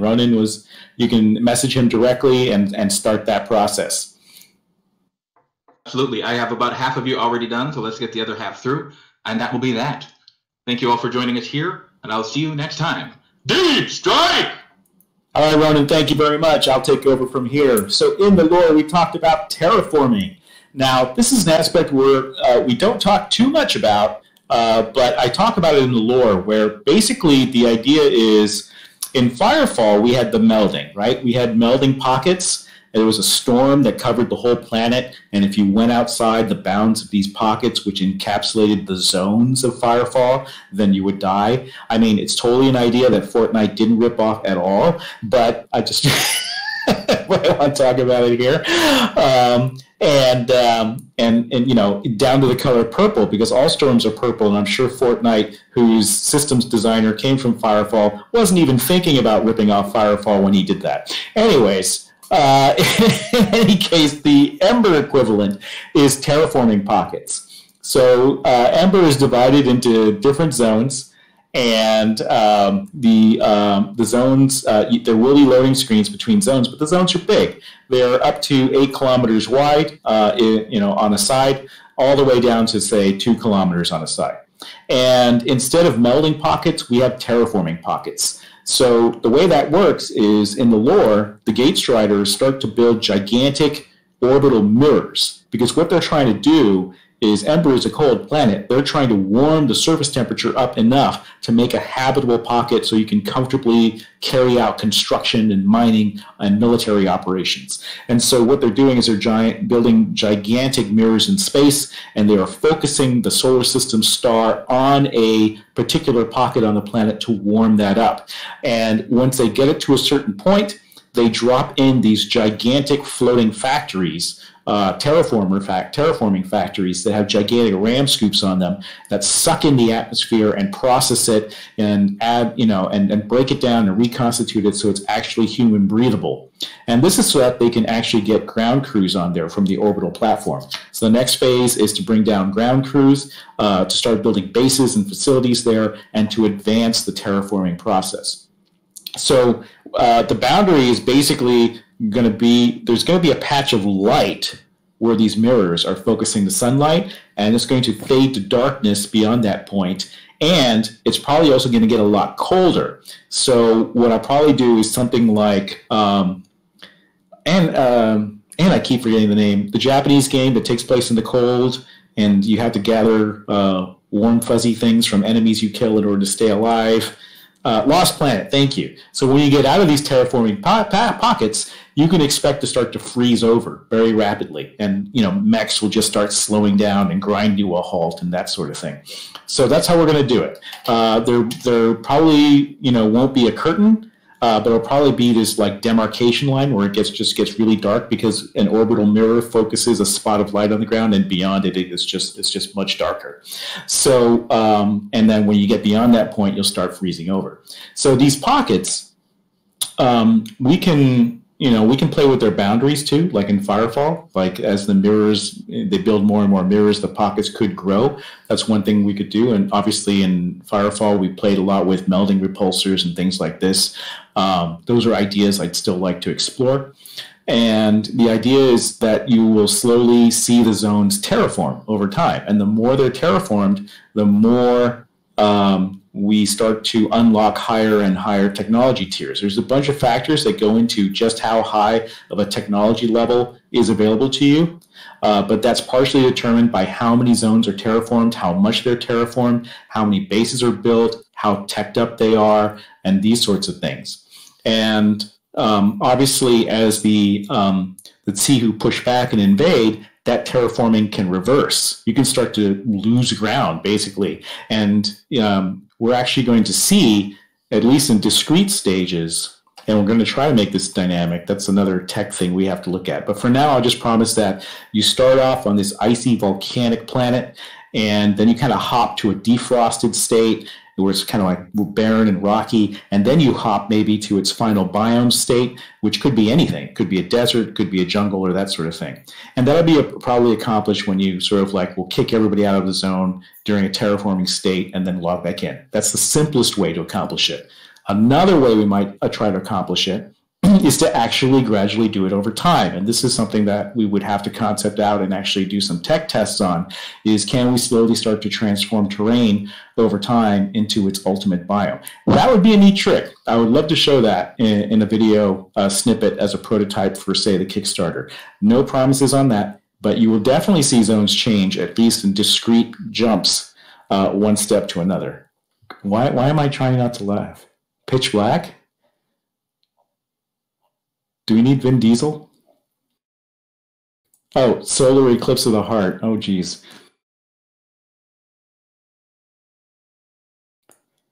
So let's talk about tech states. So, I realize that not all of you have read the design doc that went out, and not everybody has access to it.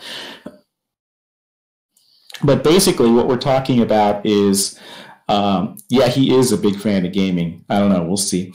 But what we're talking about is that there is a total tech tier available to everyone in the game. And it starts at tier 1 when the game starts, and it goes to tier 2, tier 3, tier 4, and each one has different crafting recipes available to it. And there is a research tree. When you go to the science facility in a base, you can open up the research tree, and you can sort of contribute to different areas of research to accelerate and unlock your personal research goals. And why would you do that? Because it unlocks recipes for crafting. So basically, you can craft different weapons, different abilities, and unlike Firefall, where you are restricted with weapons and abilities to whatever that frame had, we're much more open. Light, medium, and heavy all have unique abilities, unique weapons just for them, but you can mix and match them. So if you have a finite set of abilities you can carry on your Omni frame, you can choose which abilities you're going to slot into that. So as a light frame, for example, you could play as an engineer type, or you could play as a medic type, or you could blend the two if you like, depending on what you slot into it. That is a flexibility option. It's basically make your own class, and you can go ahead and name the Omni frame class whatever you want, and people can inspect your build and see if they, think, oh, that guy's got a really cool build. I want to play like that. Well, what's it called? Oh, it's called the naval build. Oh, I want to build the naval Mark I. What's the naval Mark I build? And then you can go look that up and see what he slotted into it, and you can sort of like follow that. And it will be called the naval I build. So the first people who get to make that unique combination and name it, that's what that would be called. You get to name it too. How cool is that? There won't be any abuse. Nobody will pick a bad name. Wang Mahler, for certain, will pick a proper name for his Omni-Frame build.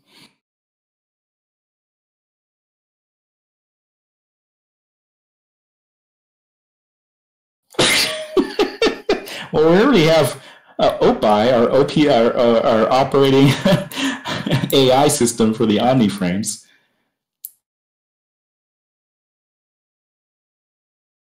That's an idea, Chizzy. First come, first serve. So if you're the first to unlock that combination, you can name it. And that's an idea. It could be really prone to abuse. I don't know. I'm throwing it out there. I just thought of it on the spot. The Symbian build. Yeah, that's we're probably going to have to have a pretty good filter on these. So as you donate and resources and build up more bases, you advance the tech tier. Not only does it go into accelerating the research of whatever branch of science that you want to unlock for those weapons and abilities that are in there, but you can also, collectively, as you build more bases and terraform more land, the tech tier will advance. So you'll go from tier 1 to tier 2, and now you can start researching tier 2 gear and those weapons and abilities. And there is a power curve that is designed to be shallow and to design more options, but there is a power curve. I don't want to say it's completely flat, because it's not. And when you get into tech 2, there are things that you can research there. Now, what happens if the Tsihu attack and you start losing zones, if zones start falling back, if you're not terraforming enough? What's going to happen is there is a world tech tier, and that can fall back. So maybe the world was at tier 2 because of everyone's contribution to bases, but now everyone's slacked off, or there was a big unforeseen invasion wave that the server launched, which will happen, and everyone's knocked back to tier 1 again. What happens to your tier 2 tech? Well, if you've got it equipped and if you've got it already built, you're fine. You can go out and use it. It does have durability. It will fall back to a point where it's not as effective anymore, and you will not be able to repair that equipment. And for those who haven't crafted tier 2 gear, they cannot craft tier 2 gear until the world tier is pushed back to tier 2. This is our way of incentivizing everybody as a team, the whole player base as a team, to want to win, to want to fight the Tsihu and want to push them back and to build bases together so that they can advance and maintain the tech tier of the world, so that everyone can craft in those tech tiers once they've researched up to it, because you still have to research individually to go up to it. And collectively, you want to maintain it, because if you don't, then you can't repair your gear in that level, and people who are in tech tier 2 and haven't crafted anything in there yet can't craft anything there until they get together and they kick the Tsihu's butt. So that is sort of the world mechanic incentive. We think it's a pretty elegant way to motivate everybody towards the same goal, and I haven't seen it in another game before, so this will be pretty interesting, I think.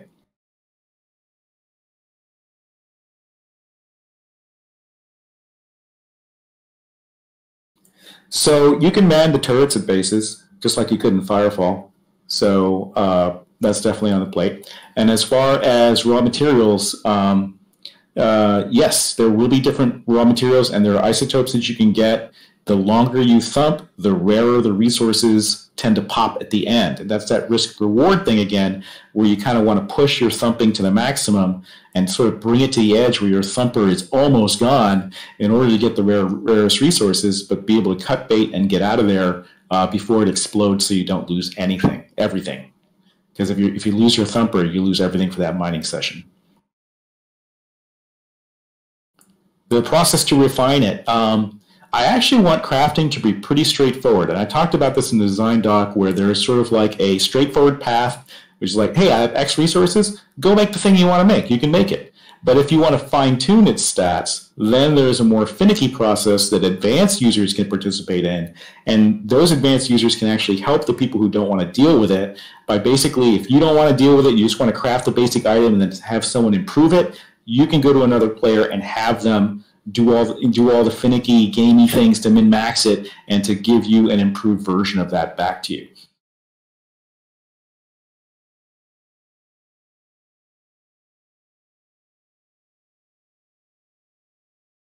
It is sort of like a blacksmith class, except that everyone can build, right? Everyone can build the recipe. But if you want to start tweaking the values of that and the power curves and things, then you would go to a player who actually specializes in that, who actually puts a lot of time and attention in that.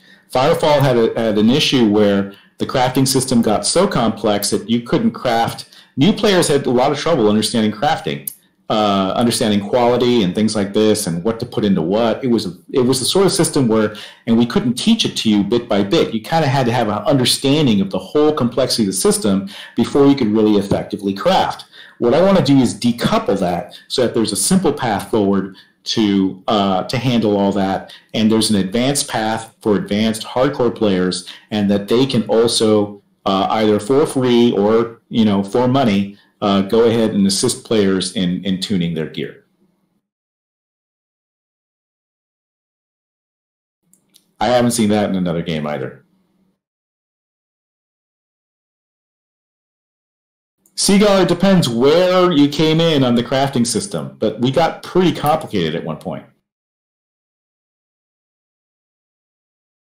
But yes, I mean, no matter what, having crafting have a lot of options, and it does make it a barrier for a lot of players who just want to go and shoot stuff. There's a lot of players who just want the combat and just like, give me the best gear, and they don't want to fiddle around with the crafting system. This is my attempt at a solution for that, so that the people who just want to craft and go can craft and go, and the people who want to sit there and min-max their crafting can not only do it for themselves, but can actually benefit other players and do it as well.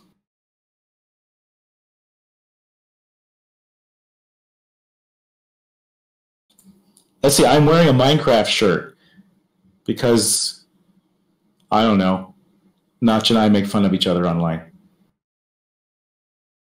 I call him Blockhead, he calls me Four Eyes. Yes, that's it, just the Minecraft shirt. I should take scissors to it so my navel is exposed.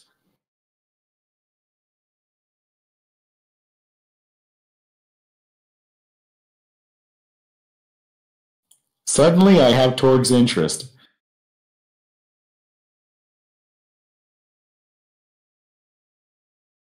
Hatred, your question is a good one. Will it be PvE or PvP?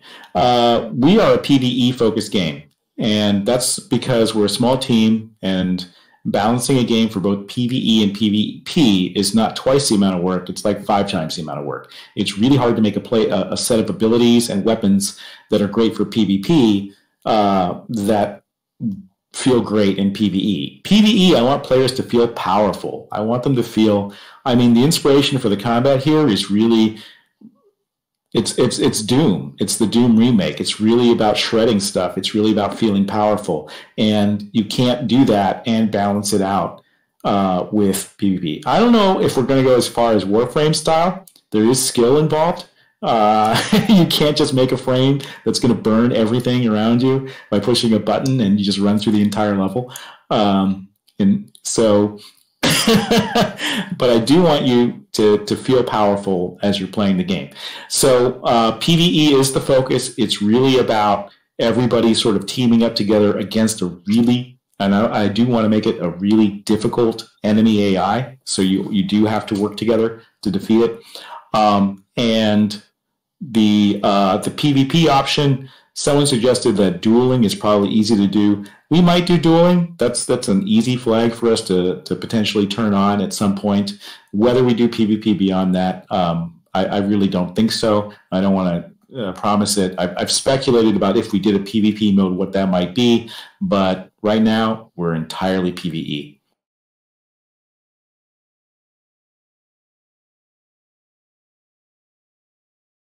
Yeah, there's a little bit of skill in everything that we do. I mean, even gliding. So the way we have gliding now is, um, I forget how it was in Firefall, but I think when you stop gliding, you just came to a stop.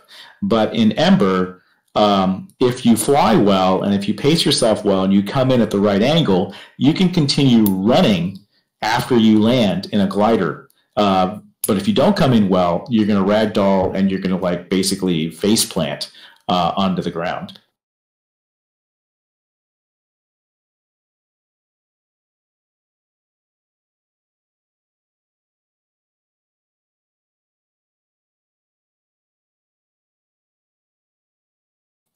Yeah, I did say that there would be crafting NPCs, but maybe we don't need them if there's enough players willing to become crafters in the world. And that's kind of a strong social component. Will NPCs be able to make better gear than the players themselves? I don't know. That's always a question. Even in WoW, we would ask ourselves this, and that's I don't think there's a right answer for that because you want to motivate people to use an NPC crafter, and the easiest way to do that is to have them have some random chance of creating something even better. But if you don't do that, then why bother?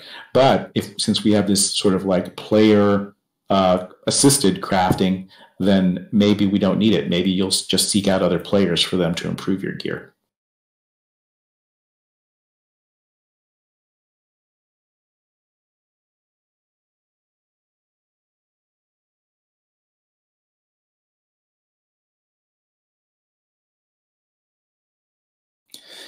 Shimmerleaf, that's an interesting design question. What is the damage scale? The belief in early World of Warcraft was that big numbers are just ridiculous and hard to comprehend. Like doing, thousands and thousands or tens and thousands of points of damage, things just start to get ludicrous fast. Well, that kind of flew out the window with WoW, and it hasn't seemed to hurt them.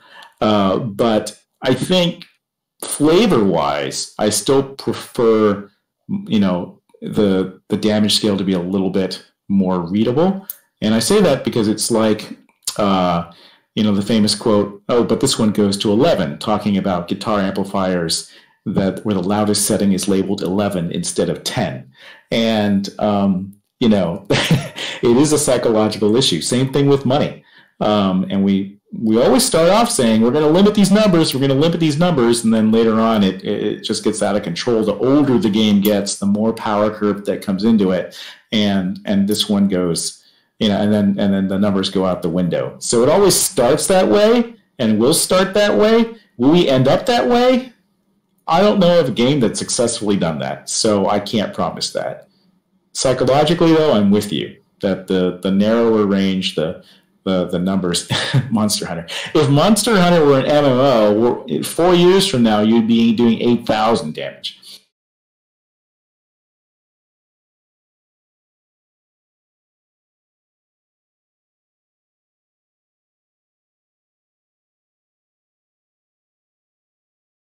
I mean, it's like stock market, right? After a while, the price gets so ridiculous per share, you have to do a stock split. I mean, damage numbers in MMO are almost the same thing.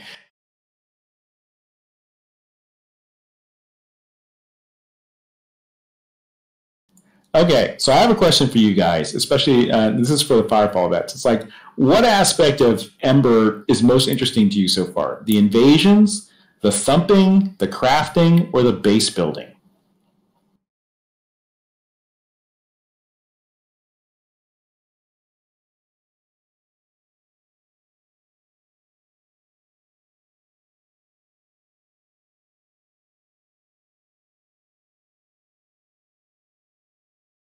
it's really the combo, isn't it? It's really the cycle of craft your own stuff, go out, fight invasions to kill things, thump for resources, go craft more stuff.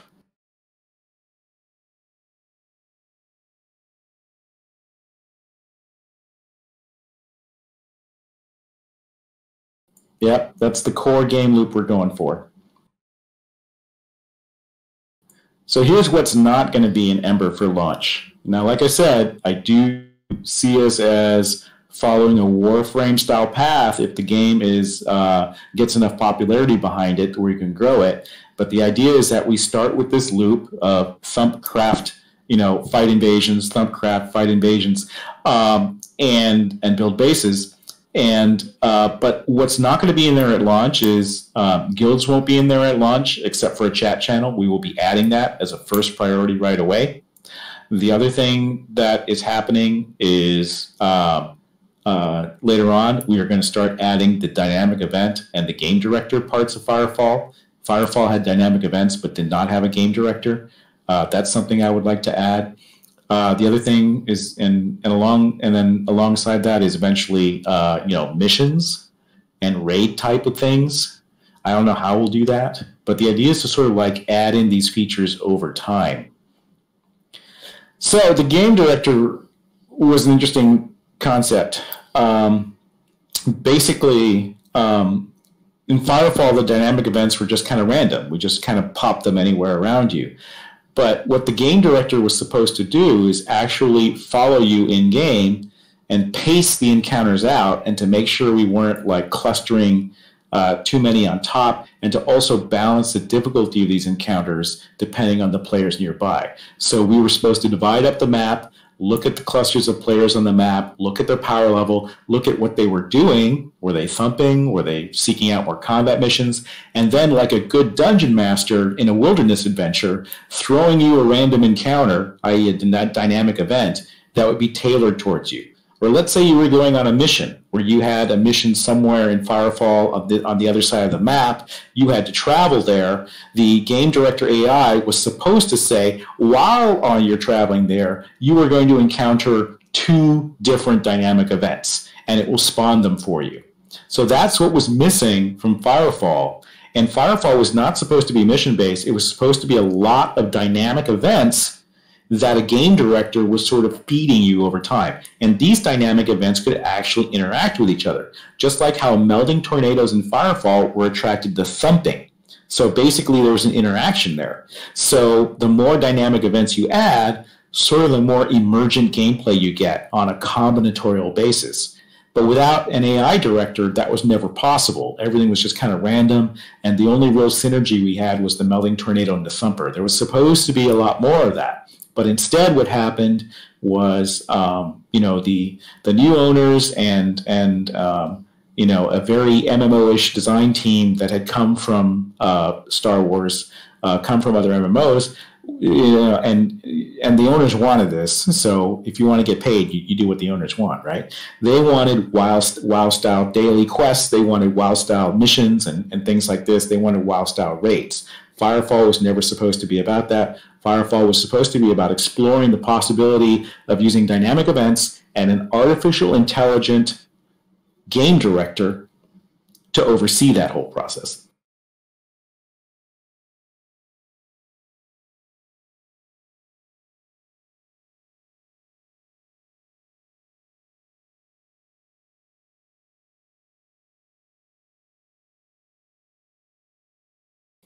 Okay, so move sets. Yeah, animation is huge for us. I want you to be able to, basically parkour off of Kaiju. I want wall running on the flanks of Kaiju and things like this. All of this stuff is key to the game, and it's going to take a lot of love and research. And so this animation critical path is super important for us. Funny you should mention the director AI in Left 4 Dead, because as I was developing this concept for Firefall on paper, Turtle Rock Studios was 4 or 5 floors below us.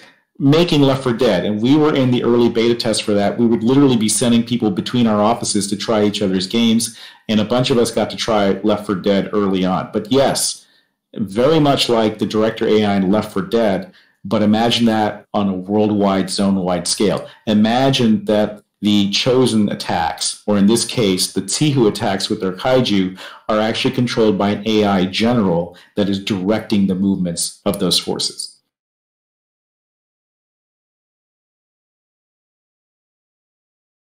I don't plan for any raids. Like I said, I want to, before we even get to something like raids, which, like I said, if things go well and players want it, I'd be happy with adding raids some point in the future.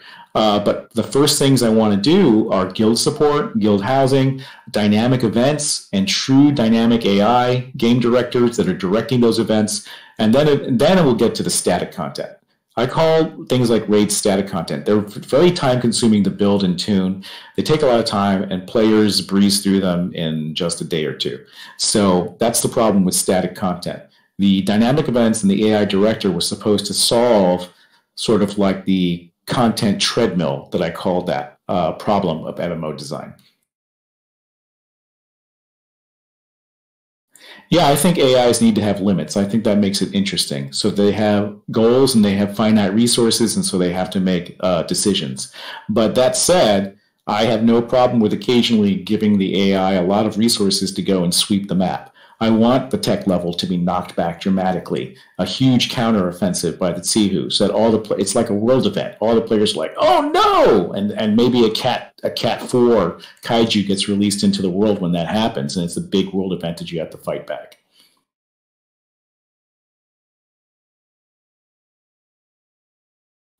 And we have bosses. Our bosses are the kaiju. Someone mentioned to me it's a little Monster Hunter-ish when we talk about hunting giant kaiju. I guess it is. I haven't played Monster Hunter yet. It's on my list. I have played a bit of Dauntless, and I do like what they were doing there. My problem with Dauntless is it was just killing the boss over and over again, and I got bored of that.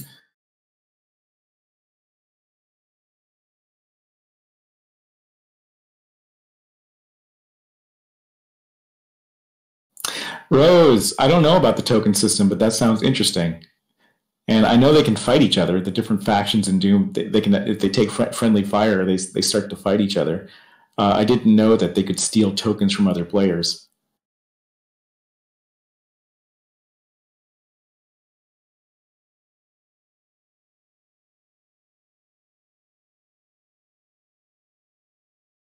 If there aren't enough players to handle an invasion, they're going to sweep the map. They're going to turn the map red, which is exactly what happened in Firefall if the servers rebooted. The Chosen would sweep the maps before the players would get on board.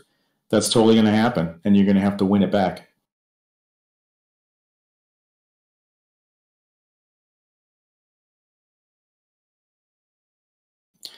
The AI, I don't think is going to have any learning ability. To be honest, I think we're doing a lot already with how we want them to interact with each other. I don't know if we're going to get around to learning. And I have a problem with learning AI. Did I ever tell you my story about Homeworld? So Homeworld has a dynamic AI system that gets better the better you play.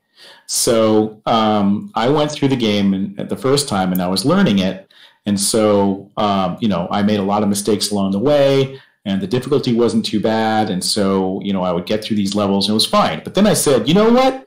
I can do better, because you carry over resources in Homeworld from one level to the next. So I said, I'm going to go back and do perfect runs. So I went back and I started doing perfect runs, and by the time I get just to the 4th level, there was a massive fleet waiting for me. It was like 10 times the size of anything else. It was totally OP, and basically I felt supremely punished for playing a perfect game. So I quit. So that's my story about AI that learns too well. So if we did have a learning AI, I don't know if I would go that far. Right now, I don't have plans for the AI to learn. I do have plans for the AI to be very interactive with each other, and I am looking at Doom a lot as a template.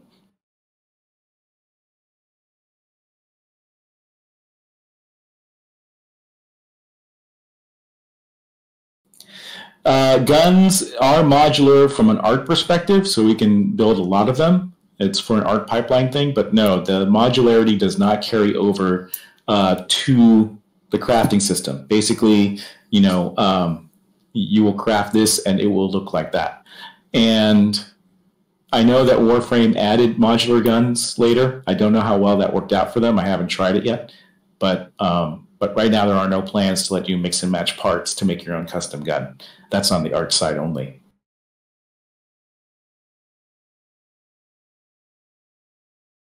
Okay, Rose. Now I have the rebooted version. The whoever made the HD version of it. Does the trick work there too? Because I should play Homeworld again then if it does.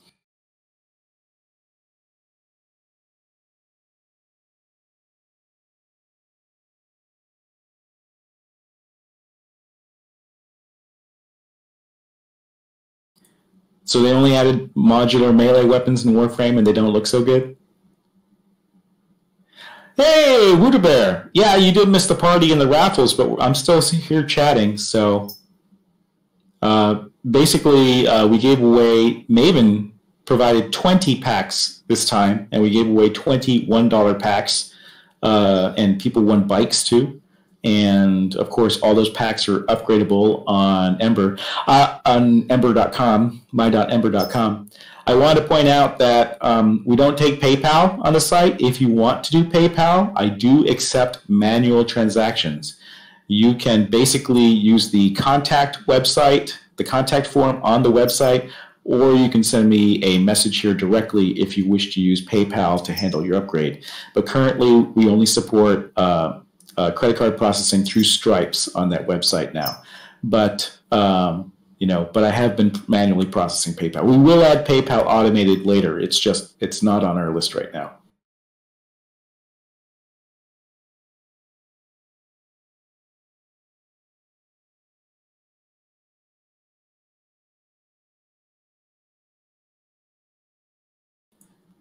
Yeah, there's no new packs right now. It's just for M3. M3 backers can upgrade their packs, and there's no other way right now.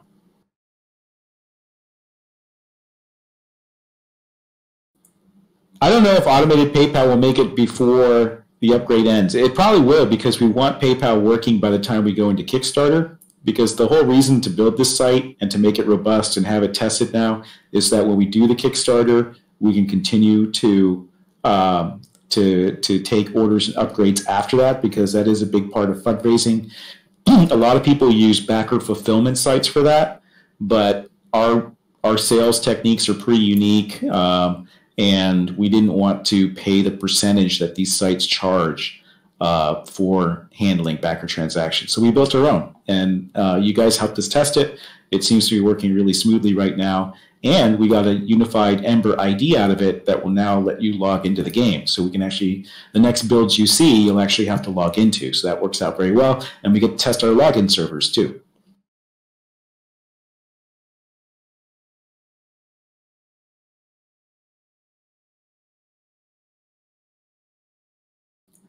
Maybe it'll be like Raft Maven, where you start off with a 10 by 10 foot terraforming spotlight on the ground, and you have to go from there.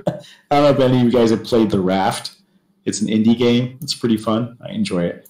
You start off with like 4 planks of wood, and it's multiplayer, and you have to like build up from there.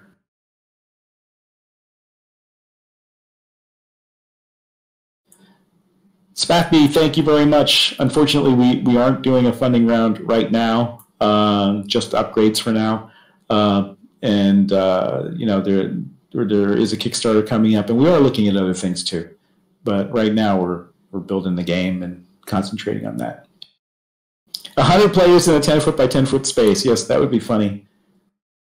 It would be, remember the Tiki Towers in Firefall where everyone's still in everyone's heads? It would be like that. That's the way a zone starts. Everyone stands on each other's heads.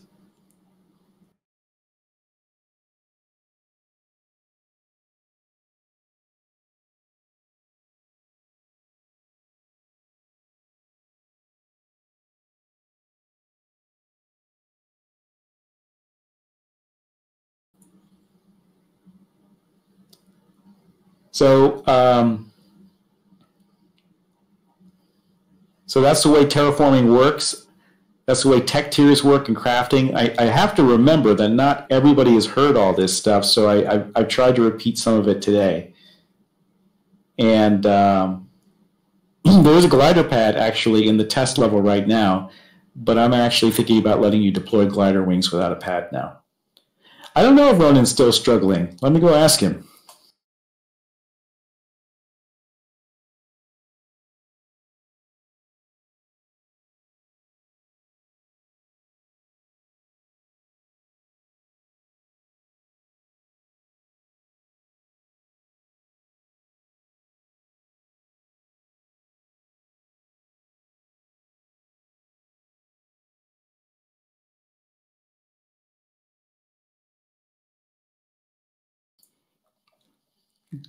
Glider griefing was a separate Firefall minigame.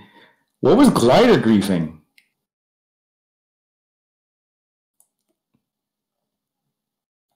Oh, drop a pad on someone. I want thunder bumping bikes, though. I want to put that in. That physics error that was so fun. Please, if you have not claimed your pack yet, talk to Ronan right now. He is sticking around, available to you for this to happen. He can't stick around forever, so this is your time. If you have not yet claimed your pack from the raffles today, please contact Ronan ASAP.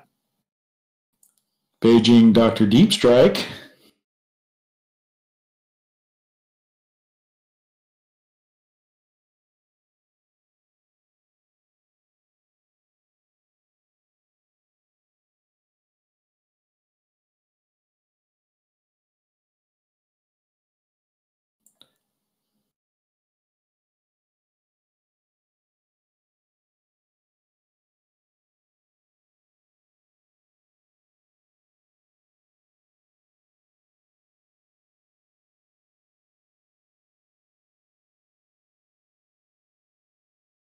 Wow, this has been like a 2-hour and 15-minute chief chat. Does Farrell still have hard drive space?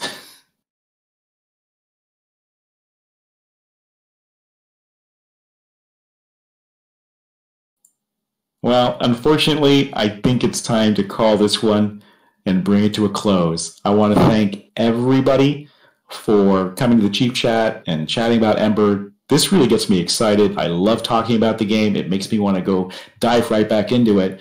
But I promised myself I would take the rest of the day off today because I put in about 50 hours in 3 days the past couple of days. So I do need a break. And then my plan is to hit up the OmniFrame hard, get that sucker into a state where it can get to the animators, get rigged, and get textured. And I want to rest today so I can get back into that. So there's plenty more questions for Ember. There's a lot to talk about. We will have more chief chats, and we'll make it more of a regular thing. That's one thing we promised to do. So thank you all again for coming, and I hope you enjoyed the last update video. It was a lot of fun to make an interior, and I can't wait to make it in the Ember style. I'm looking at our base sketches right now and talking to Tommaso, and I definitely would like to do this more and see more of you. Thank you very much for coming. It was awesome. Thank you. Goodbye, everybody.